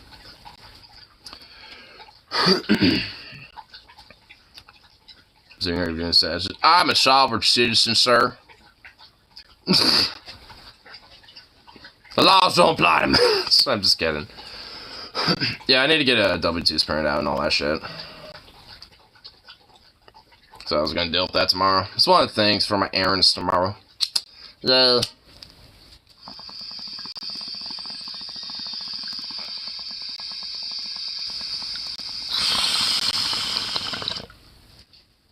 Gotta be a big boy doing big boy shit. Boo. Lame.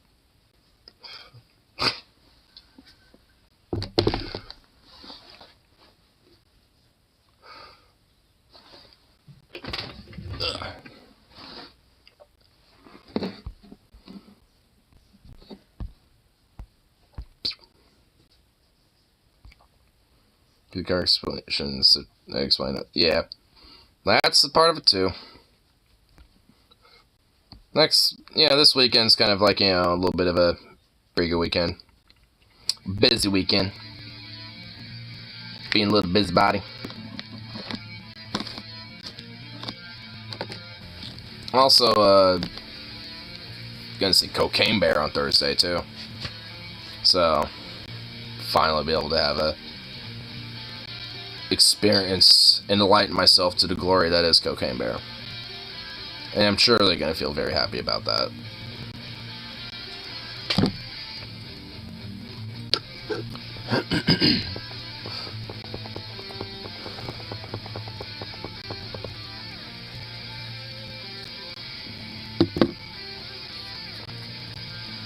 Cocaine Bear suck.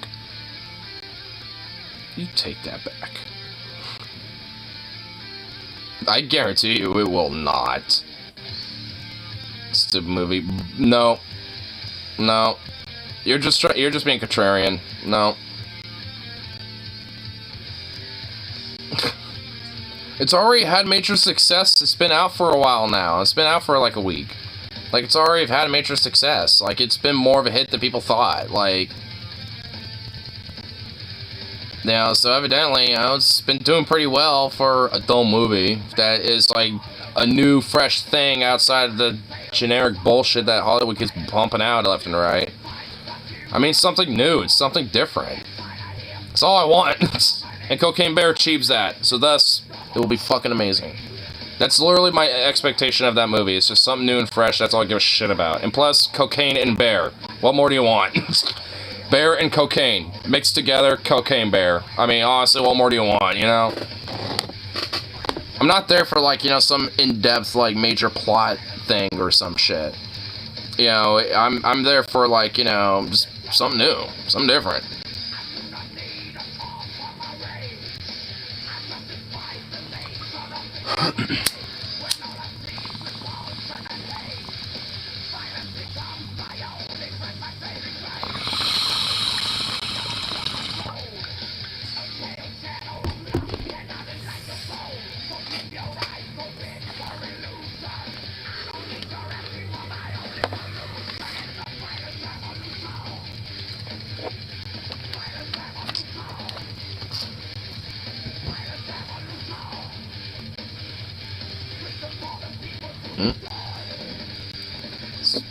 So we're probably not going to consider moves to fly while paying someone to drive you home.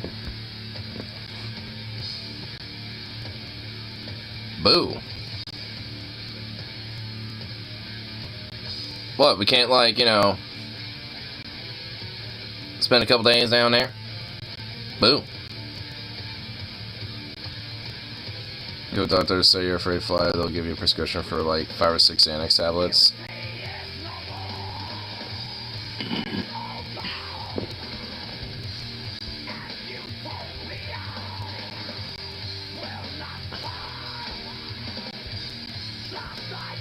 Benzo Baboon, Adderall Alligator, Crack Rock. Dude, Crocodile, dude. Dude, Crocodile. Methigator. Yeah. Dude, that shit right there, not even gonna lie. Dude, like, I mean, honestly, if Cocaine Bear just starts a trend of just, like, absurd movies like this, just for, just for the sake of silly action, it just, like, I mean, like, dude, fuck yes. Honestly, like, I mean, just fuck yes. I'm here for it. I want it. Inject that into my veins, please. I want to dark. I once said that to a doctor and gave me 1 Klonopin. Yeah, speed chimp. Yeah, chimp. Yeah, like you got chimpanzee. You know, like speed chimp. Well, I feel like that. Well, I mean, I might have to work the title of that. Chimp speed Z. Chimp speedsy. Well, that still sounds like, you know, that. I feel like that one might need to be worked a little bit. No, maybe it needs another drug.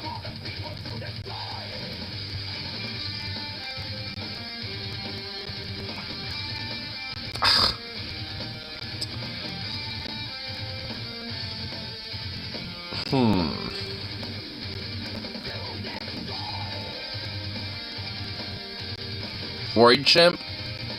Steroid chimp? Just go with like worried chimp.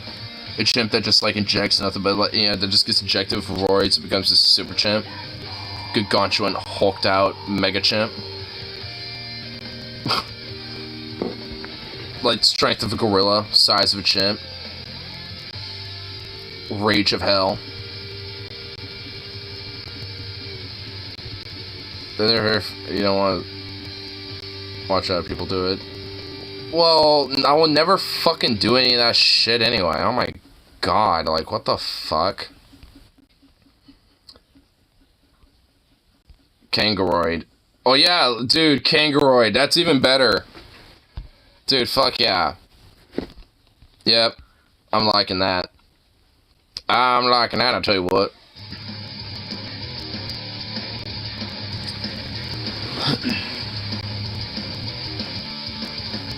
Dude, there should be one, like, stoner coon or something. Like a raccoon, but it's like a stoner bro.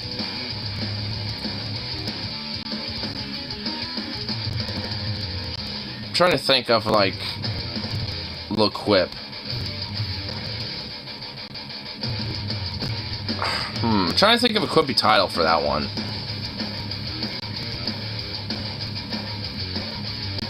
Or maybe like Ganja Possum.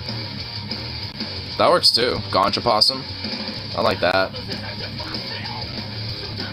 I still can't get over the fact that I was like hanging out with my friends once at like the Willamette, and then like on our way back when I was a little drunk, my friend spotted a fucking possum, and I just decided to walk up to it and pet the fucking thing. No shame. Yeah, I'll just like accept that. I'll embrace. I just love that story of myself. Where it's just like, yep, let's just fucking like. My friend's like, oh shit, possum. I'm like, what? Where? And I'm like, oh, there is a possum. I'm like, you know what? Fuck it. And I give the leash to my friend Harley, and I just walk right up to that fucking thing, and I just started petting it. I didn't give a fuck, dude. I just did not care, because I know possums don't, overtly attack. They're not like, an animal that is known for being aggressive. If anything, they will just try to run away from you, and will do the whole like snarling shit first. Like, and it did that. Then it turned around and like, oh. It barely like, gently went, oh. It was like, oh. It like did that. It was like, oh god, whoa, what the fuck do I do? I just kind of gave it a couple little scritches and little pets, and I was like, oh, so that's what a possum feels like. Which, their fur's like strangely like soft, but like the tips are like very scraggly. It's like they're soft on like their inner fur is soft, but like the outside is very like prickly, I guess. Rough, but like the inside's soft. So they got like kind of like a soft inner coat, but then like kind of a rough out coat.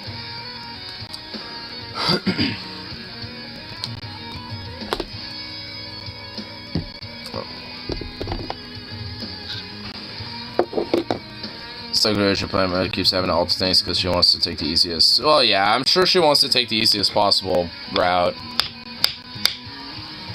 I just kind of figured, if we're gonna like link up and also, help you out and shit like that. I figured, I'd, at least try to spend some time down there, at least a little bit. I mean, if it's gonna be the pretty much only time I might go to Alabama, because frankly, I'm not really gonna want to. I don't think it's gonna be any other random, like opportunity where I'm like, yeah, let's just go to Alabama. This is like literally the only situation I think will ever pop up in my life of like, yeah, we're going to Alabama. So, if I'm gonna check out some cool shit down there, I might as well take it, you know? Stepdad's bullshit. Yeah. See, that, I mean, that's why, I mean, I get that for sure. Obviously, you know, if I can, I can, it's whatever. I mean, fuck, I mean, if I really want to, I could go down there myself one day. But, chances are, probably not. I mean, there's always an off chance it might be like, I might drive through the state, you know, someday. So, I don't think you'd really be interested in much here. I don't know, I think you, you know, underestimate my ability to, you know, check out cool shit. Like, cause honestly, like, when I was, like, the last time I was in Texas, like, I'm gonna be, you know, straight up, there's, like, fuck all to see, especially when you're out in the booties, okay? And you got, like, barely any internet. I was lucky to, like, do streams out there when I was able to.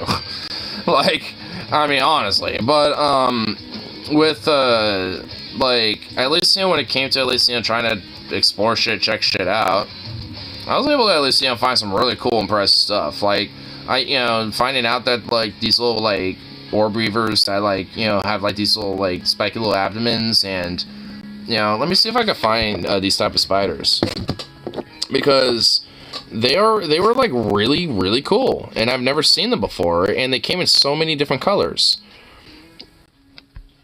you know, and honestly, I'm just like, you know, so I just kind of went exploring and checking out different stuff, and honestly, like, there was even, like, different plants and different, like, things around that I kind of realized, like, oh, there's, like, some kind of interesting shit around here, you know, and, you know, even though it's, like, not necessarily, like, a big, you know, like, huge, massive forests and, like, big, you know, rolling hillsides and shit like Oregon is, there's still a lot of, you know, cool things that, you know, can be found. But, oh, here they are. Yeah. These little guys. These little buggers. So these are the little orb reavers, and these little guys are all dotted throughout Texas. These are the orb reavers that I'm more commonly familiar with, is these little guys right here. Or, and these are also pretty common in Texas. These are pretty big. Actually, these are the ones that are in Texas. I've seen these ones before. I actually have pictures of these guys on my phone as well. Beautiful spiders. And also, they're pretty harmless, too. They don't, you know, they're not, you know, one to try to harm you or attack you or anything. Plus, there's also a rec state. We can smoke weed without fear. Well, yeah. What's up, Six? Yeah. But these little bad boys right here, these are what's common around up here in the Pacific Northwest. Like, these are, like, all over the place. And it looks like this little sucker probably got herself a little meal. Looks like leftovers of a bug. Fat bitch. She's a big girl. That right there is a big bitch, I call you. Actually, speaking of the orbs, there actually was, like, one on my porch I was kind of checking out for a while. Because dead ass, like, she kind of grew up with a little bit of deformity. This, like, and this like, her underbelly. But if you notice, like, she has, like, you know, her regular big old legs. But if you notice these two right here, like, this one and that one right there, they grew up, they never fully developed. They only became, like, you know, so sometime during her molting periods, you know, her legs got fucked up. So they always, you know, kind of stayed, like, baby-sized like that. And kind of stunted. You know, so she always kind of had, like, basically, you know, like 6 legs instead of 8. But, you know, been around for a while. I haven't seen her, though. I feel like she probably died now at this point, but I'm just kind of that weirdo. I empathize with my arachnid friends. But they're chill, though. You know, it's like, especially orb weavers. Like, I mean, orb weavers, you know, big or small, they're chill. They're your homeboys and your homegirls. What the fuck is up with you, bro? Do you mind?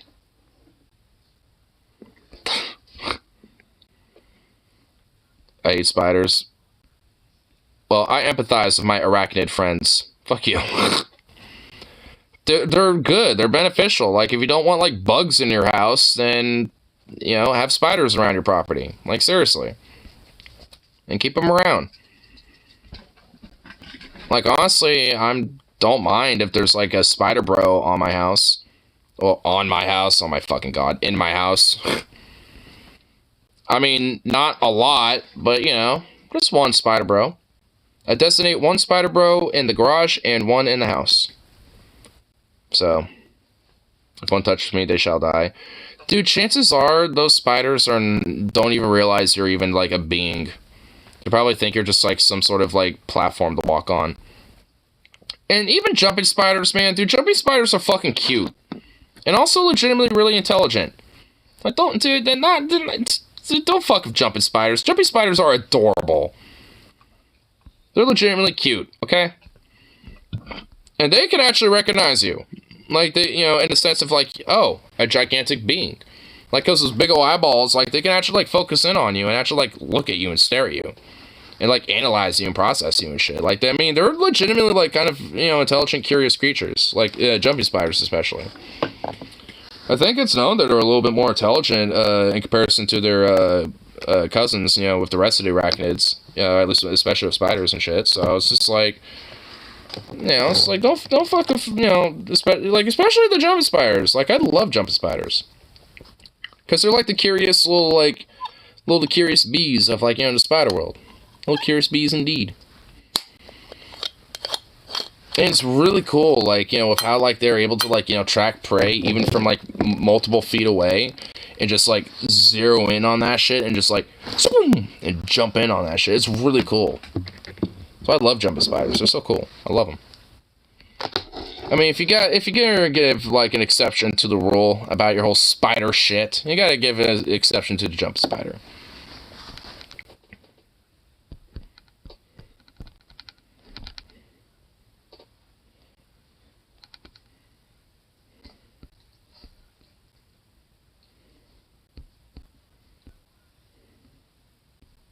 Here.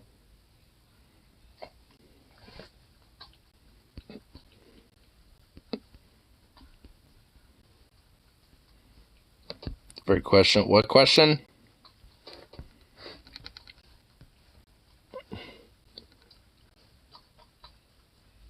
In Arizona, you aren't allowed to smoke a pogo, but you are allowed in designated areas or at home. Oh, well, Oregon's pretty much the same way, but that's not really enforced. Like, if you have a joint and you're smoking it in public, like, no one's really gonna give a fuck. And frankly, cops have far better things to do, quote unquote, than to harangue you for smoking a joint in public. It's like, unless you're, like, openly doing that in front of a cop, like, no one's gonna care.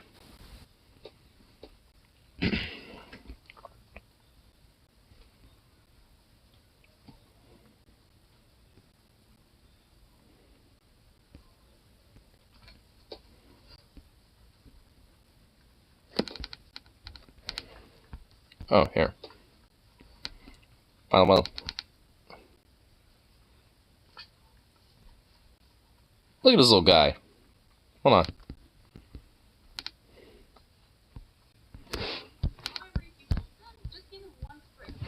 Anyway, there's some, like, random video about how do you take care of him, but we don't care about to take care of it. We just want to see the little bugger.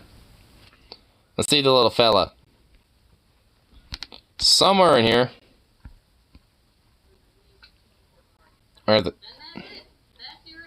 Yeah, okay. There we are. Look at that little guy. Look at that cute little thing. It's adorable.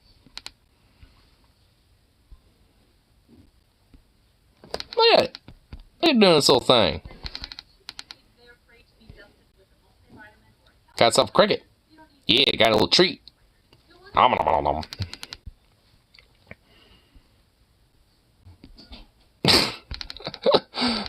Okay, I will admit, this is probably a little bit, this probably does not help when you zoom in on this shit. Okay, I will admit that doesn't help. It's like, yeah. Say, yeah, look at me, bitch. Okay, zoomed up probably didn't help. But from a distance, look at it. It's so cute. Check things out and shit. I mean, you could tell me that those... I mean, never mind the fucking, you know, like, zoom in on its face. I mean, you know, it's adorable. You know, forget the face, you know, forget that, you know. Deep black guy voice. I wasn't really trying to do it that way. Why'd you assume it was like a black guy voice? It's just like, yeah, deep voice. Yeah. Like, I wasn't really trying to make it specifically like a deep black guy voice. So, like, it's like, okay.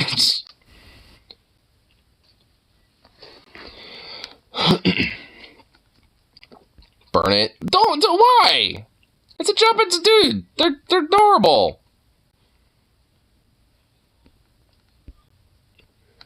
Even this fucking comment agrees with me and shit. Jumping spiders are basically the only spiders that don't creep me out. They're friend-shaped. See? They are friend-shaped.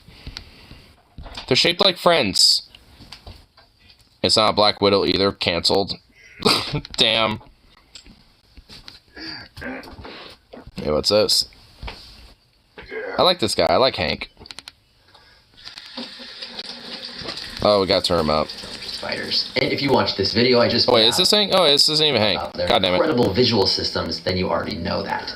Here's my 4 The guy looked like him. reasons that jumping spiders completely rule. Their bodies are totally see-through when they're babies. So you can see that their eyes are actually shaped like telescopes, and each one can move completely on its own. Wow, dude, that is... See? Look at that. That is cool. You're gonna tell me that, you know, jumping spiders are freaky? Yeah, they are. Which ones are they talking about? Just jumping spiders in general. Here, I have to do this really quick. I'm to go back. completely obsessed with jumping spiders. And if you watch this video I just put out about their incredible visual systems, then you already know the black and white ones. Here's my always all over the house back in Billings. Yeah. Well, here. Here's like the when it's a baby. The jumping spiders completely rule. Hold on. Their bodies are... But here, you can kind of see right here. See-through when they're babies. So you can see their little telescopic eyes shaped like telescopes, and each one can move completely on its own. Most spiders build webs and wait for their food to come to them, but these guys stalk and hunt and pounce on their prey like eight-legged cats. You can't sneak up on them because they basically have 360-degree vision. That's what these eyes on the side of their head are for. You can see behind them at the same time their other eyes are looking forwards. And they can dance. Since a male never knows. Yeah, dude, they got dance moves. Yeah, yeah, like, dude. Also, jumping spiders got some fucking dance moves, dude. They'll bust a move on your ass. Be like, they'll do some like dance moves on you, bro. Don't fucking jump spiders, bro. They'll flex, dude. Jumping spiders know how to flex, bro.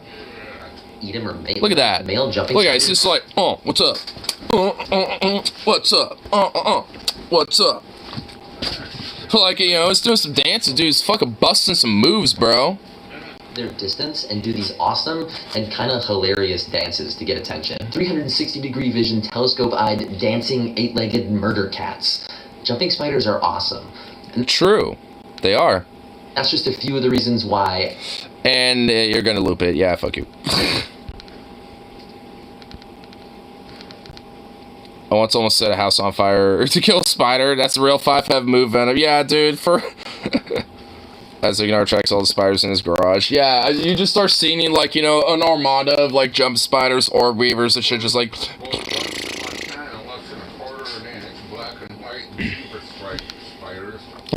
Those suckers can jump like you wouldn't believe. I'd use a flamethrower to deal with a spider. Oh my god, dude, you're just... I mean, if you want, like, you know, fucking pests and bugs literally everywhere, then by all means. Like, I literally don't... I try to, like, avoid fucking with orb weave spiders if I can help it, you know, during springtime and summer, because they're all over the place. Have one hell of a bite, so you don't want to nab them. Well, you don't fuck with them. Spiders are awesome. See, at least someone agrees. respect our spider bros. Here on the Ignore Husky channel, we respect our spider bros. I mean, especially when they're like, I mean, like all over the yard and shit like that, when they're everywhere. I mean, I'll straight up, like, I mean, if I can help it, just try to walk around them. Like, I try to avoid, you know, breaking their, you know, orbs and shit, like, and all that type of shit. Just mainly because, like, you know, I'll dead ass, like, sometimes I'll, like, go to work one day and I'll see a, you know, an orb weaver just starting on her web. And I'll be like, oh, cool. And I'll kind of, you know, make a little mental note of it. And when I'm on, like, break 2 hours later and I'll come back and I'll see her almost, you know, getting done with her web, like getting to the last little bit, and I'm just like, oh, cool, she spent, you know, about 2 hours working on this, you know, or maybe like 3 hours or some shit. It's just like, I mean, it's kind of cool to see, like, you know, a time frame of like how long, you know, it takes for some of these webs to be made, and like how much like labor goes into it, really. They lay. And wherever they attach, it'll go to the other end, and sit there, and if something touches the string, boom. Yeah. And they'll jump in your face like no one's business. Yeah, they're just still just, well, the ones billions are just little teeny black and white guys. Less than a quarter-inch long. So just little guys, yeah. But they had an attitude. Well, to be fair, most things out there did. Like, I've seen a lot of different spiders out there, including wolf spiders and shit. They all kind of have an attitude out there. I just kind of leave those ones alone. There you go. Oh, a jumping spider. Let's poke him with my finger. You can't, yeah, you can't do that. You can't sneak up on them. Yeah, they can see pretty much everywhere. And then they got those telescope eyes, dude. And then they can move them individually at once. It's like, bruh. Whoa. But they could easily leap a couple of feet more if it's down the wall instead of in your face. It's still a couple of feet in your face. That kind of freaks you out. Especially for such a little critter. I'll even feed him. Here, have a fly. Yeah, I mean, I've done that too before. Okay, Van, would you let yourself get bit by a spider if that gave Peter Parker his powers? No, it should be obvious. I'd rather be a symbiote. Yeah, but the symbiote can give you cancer. They Damn. themselves to the wall with a web and leap down the wall unless you poke them too much, then they'll jump in your face. Symbiote also eats cancer. Well, that wouldn't mean you get it. And they got good chomp. Getting, like, it's just about eating it or whatever the fuck. Wouldn't that mean it, like, would cure you of cancer? Seems kind of like, I mean, you wouldn't get it. You would eat, it would, you know, consume it. So. Huh? Seems it's like, well, you're perpetually, like, always getting cancer, but at least it keeps getting eaten away every time it pops up. You know, well, you know, hey, maybe that's just a cure. We all just have to become symbiotic with the symbiotes, or whatever the fuck. Just, you know, become, like, a blended, you know, species, and become, like, you know, two as one. Does cure Eddie of cancer, just keeps it in check. Well, better than nothing. Spider venom has a ton of peptides that can target cancer and other things, even erectile dysfunction. That is, well, the erectile dysfunction part is actually legitimately true. And, though for the cancer thing, I actually didn't know about that. Like, that one's actually pretty impressive. The spiders are awesome. And also, we've been able to, like, you know, blend some of their DNA with, like, some goats and be able to make, like, goat milk silk. So, that's a thing. So, that's pretty dope. See, spiders are our friend. Respect the spider bros. And the spider sis. The spider sisters and the spider bros out there, I'm looking out for you. Yeah, Chris always hated spiders.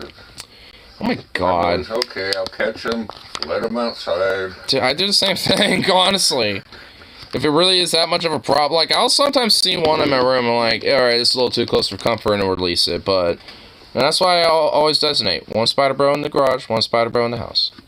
At least I can visually see. I mean, if there happens to be, you know, stowaway somewhere. I mean, you know, as long as they're not caught. New bed sheets, that's not good. Because they have a hell of a chomp on them. Oh my god, dude, there was like a cellar spider, you know, those like small ones with those fucking long dangly ass legs. There was a big one once. I woke up and I was, you know, just kind of chilling, and then I just kind of look up and I saw this fat fuck, literally legs and all about yay. I mean, obviously it was probably about like yay in size, really, but it was legs and everything about that big. Oh yeah, well, one time I got in the shower. One of those big fuckers. And I looked up at the shower head, you know, that big... Yeah, but there was one of the cellar spiders. 8 legs. Yeah. Just sticking out, and I'm just like, crap, I don't want to take a shower with this guy. No shit. Yeah, and even though he was hiding underneath the shower head cover, I'm still just like... Nope. No, touch a leg, and they disappeared, push the shower head firmly against the wall. I'm just like, no. Shit, nope. You can shower after I get done. Yeah.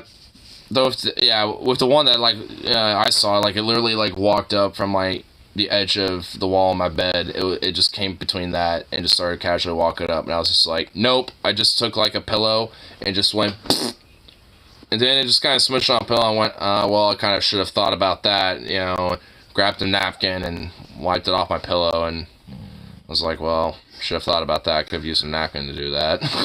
But I didn't want to, you know, miss the opportunity, so I just, like, went by gut primal instinct of, like, just waking up and just seeing that went, because those cellar spiders, I don't know why, but I don't like those ones. They're just annoying because they literally are fucking everywhere, and I see them all the time, so frankly, you know, for every one I kill, there's like 1,000 in this place. And the whoop spiders, they're literally... I remember that one time at, my sister's wedding, I'd sit, like, in the bathroom where there was that big fucker in the sink. Literally, like, this fucking huge and, like, palm of my hand big. It was like... It was a big guy. I know, I tried to, like, poke it out, but there's somebody else in there, I didn't realize it, and I went, oops, sorry. You know, and I was trying to, like, you know, get it out, but it would not budge at all. Yeah, this is one time I'm not washing my hands. No shit, man. It's just like... That is one big-ass whoop spider.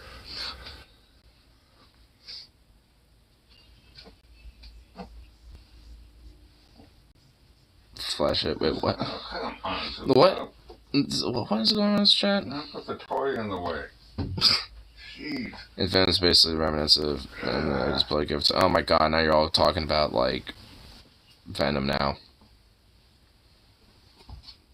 See, now I don't know what's going on in chat.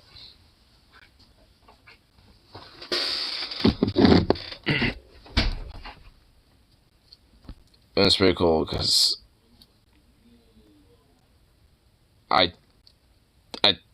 what? Huh?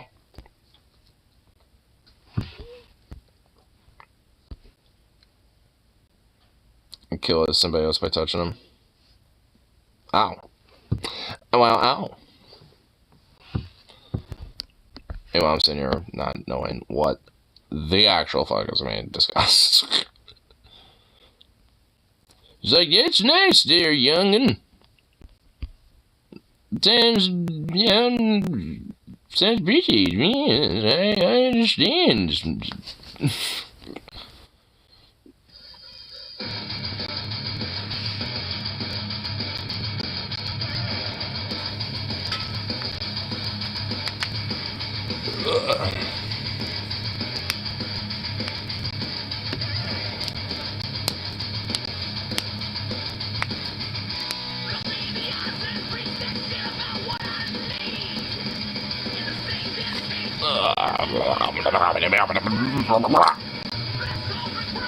Shaking that brain up. Shake the brain awake. Shake the brain awake. And Venom has all the same base powers as Venom plus kill symbiote touch. It doesn't really sound like, you know, that much of an extra, like, oomph. It's like, you're basically just like Venom, but, like, you can kill other symbiotes, so... It's like, ooh, fancy. It's like I was, you know, I would, you know, go into that thinking, is there at least, like, some other shit besides that? No, that's it. Well, this feels underwhelming. I figured there'd at least be a little some other shit going on with that.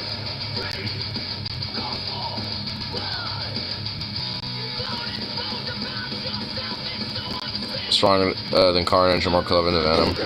Huh. Until a movie's made about them where there's some plot armor.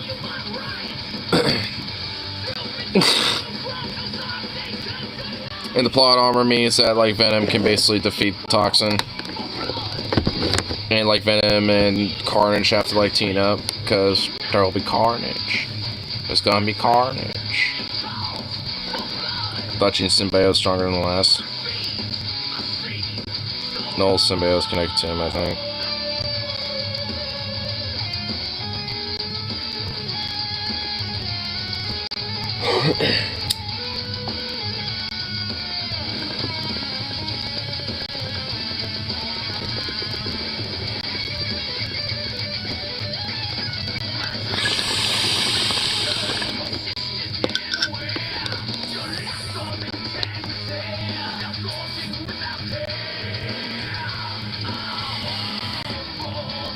Toxin's Venom's grandson. How? Well, I guess Venom probably won't be able to defeat his grandkid because he'd be like an old fuck at that point. Unless H need not apply. I have no idea. They actually tease Toxin and let there be carnage. Let there be carnage.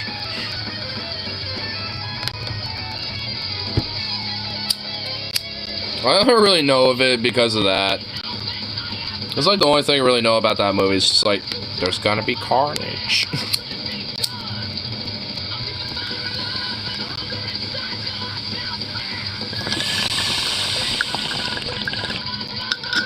But honestly, I should watch these movies. I mean, I've heard they're good.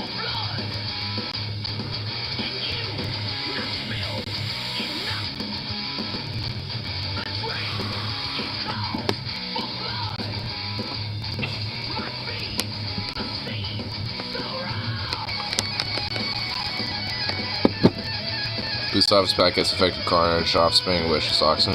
Oh.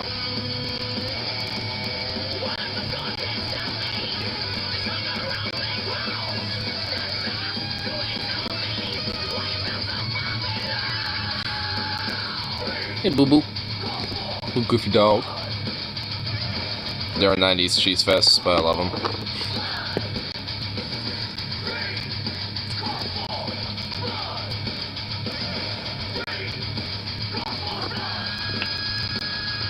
I'm always down for 90s cheese fest, frankly. If it's a cheese fest in 90s, especially like anything from like the 80s and 90s when it comes to cheese, it's always gonna be pretty good.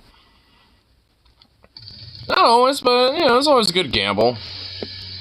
It's either gonna be good because it's good to laugh at, you know, good to poke fun at, or it's just kind of just generally good because of just how fun it is.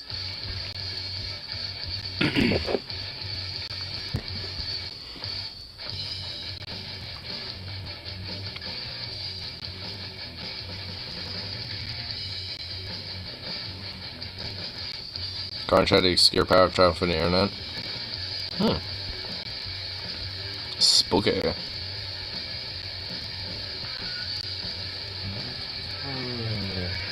Oh. Yeah, the power in the movie is kind of dumb, to be honest. Well, I guess I'll have to check out the movie and see for myself.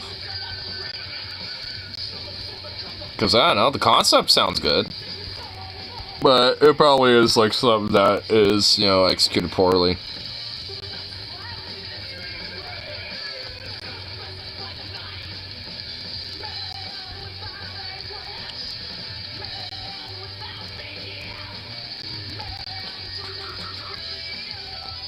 Doggo groan sounds like my stepdad. Dude, I know. He just is a groaner. He does that so often. Yeah, I'm good. I'm gonna get him over here. Come here, Bubby. You little butt. Come here.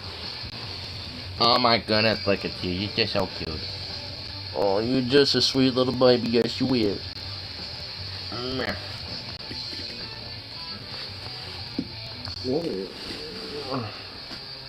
Oh my god, look at you.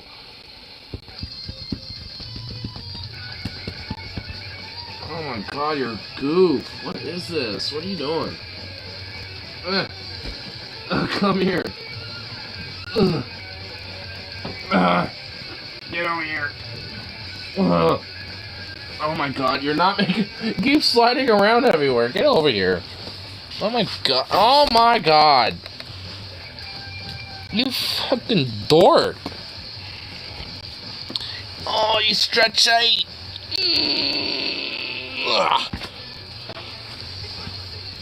My god, you're a goof.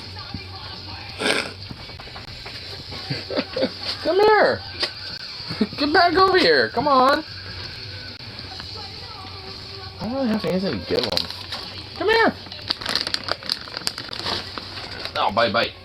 No. Yeah, come here. Come here. Oh, fucking Christ. Why are you making this difficult? Oh my god. So much effort. Goof. Look at you. Oh my gosh. You're so cute. You're just like, so anyway, about that treat.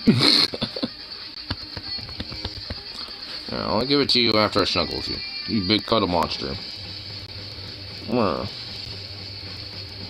You just a goofy. Just a goofy boy.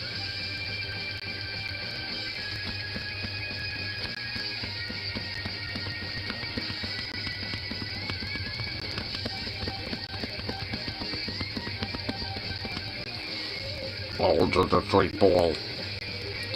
It's just a sweet little pup. Just a sweet little pup, yes you is. Oh my god, you goof.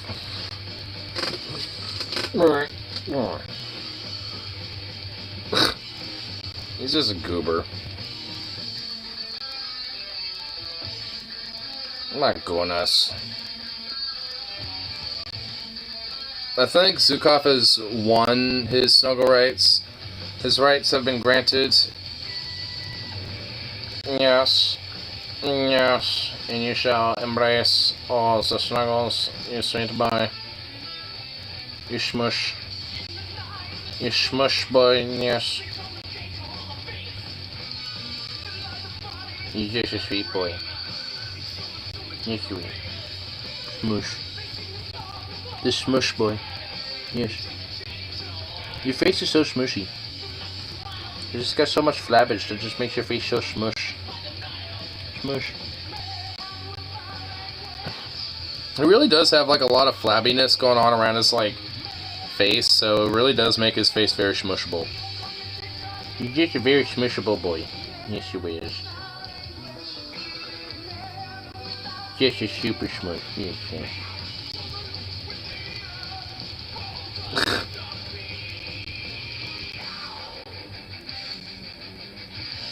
He's just like blissed out right now.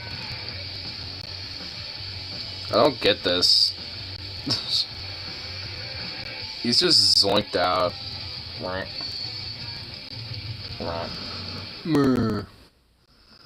Oh. You're just a sweet little swooshy boy. Oh my god, are you fucking snoring?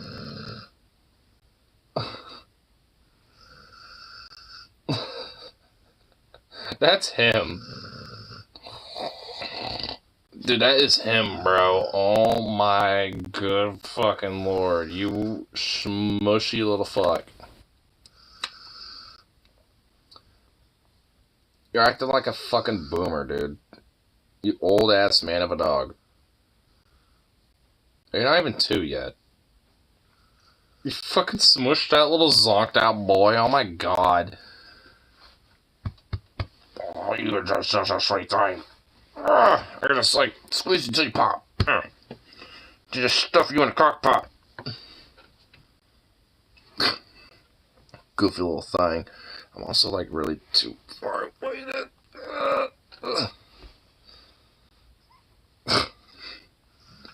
Ugh. Oh my goodness, you sweet little thing. You're just a goober. Oh.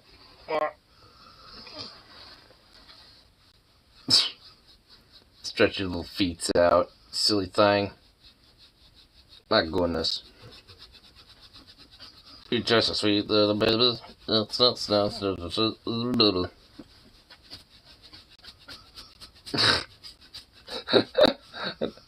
So Golf's contemplating wanting to kick his feet. Wanna get your little feet going? You sweet little baby. You goofy little thing.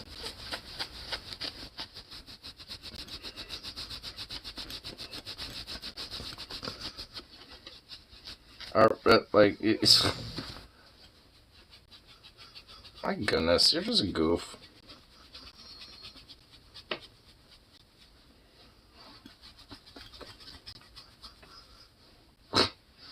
He's like...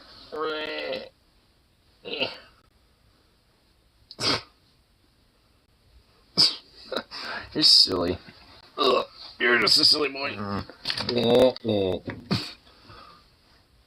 Really?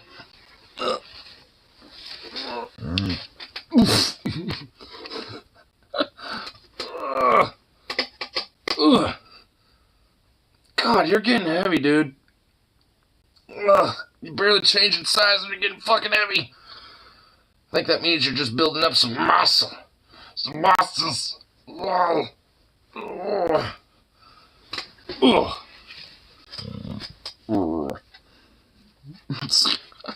little grunt. Oh.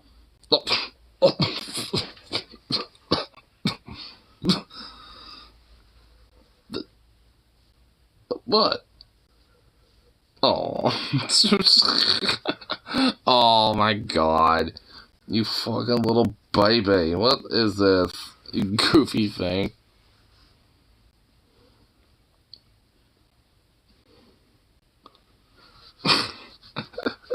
You silly little dork. That was adorable. That was just adorable.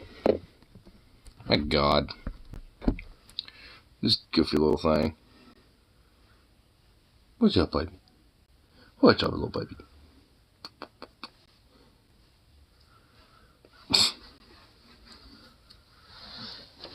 Ugh, God, you're heavy, dude.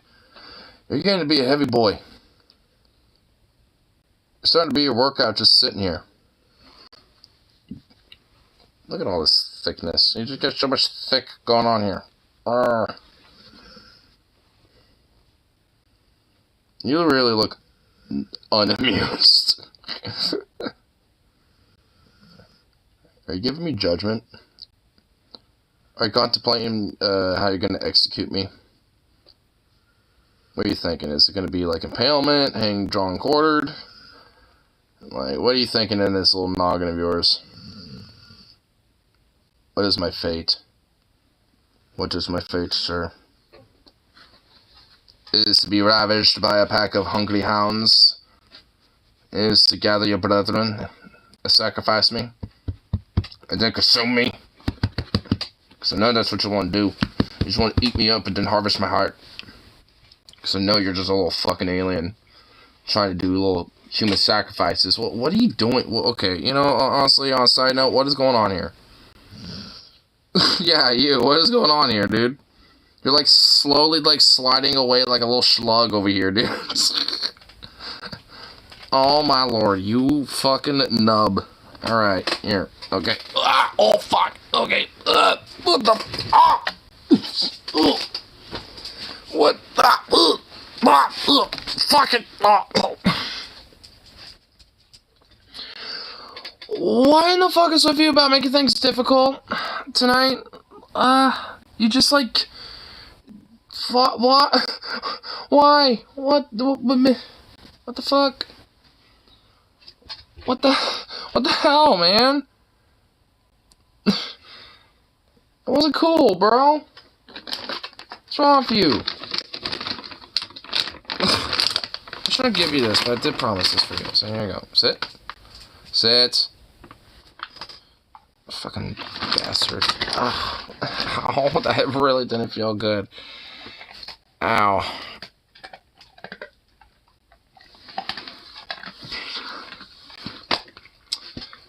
You're an asshole. You're an asshole, dog. I hope you know that. Oh, that really didn't feel good. Ah, the fucking jewels. The inner thigh. Like, he got, like, the fucking claws digging in on that one a little bit. A little jerk.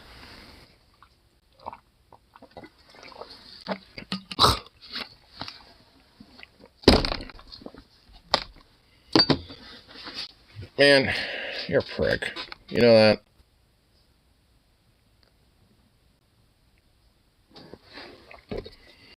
I'm just gonna have to do the heart sacrifice, you know, before you do it to me. It's just gonna have to be done. I'll have to set up the ritual plans over the weekend and then, you know, contemplate a date.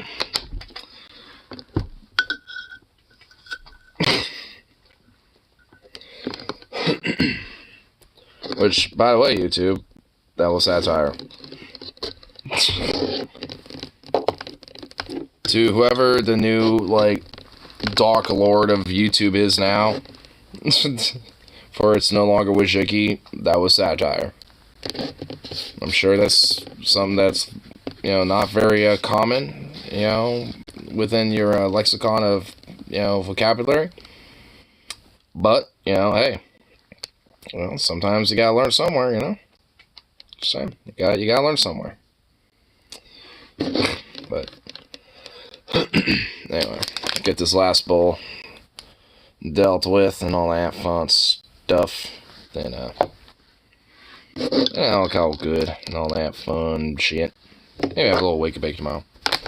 Let's see what the afternoon holds for us.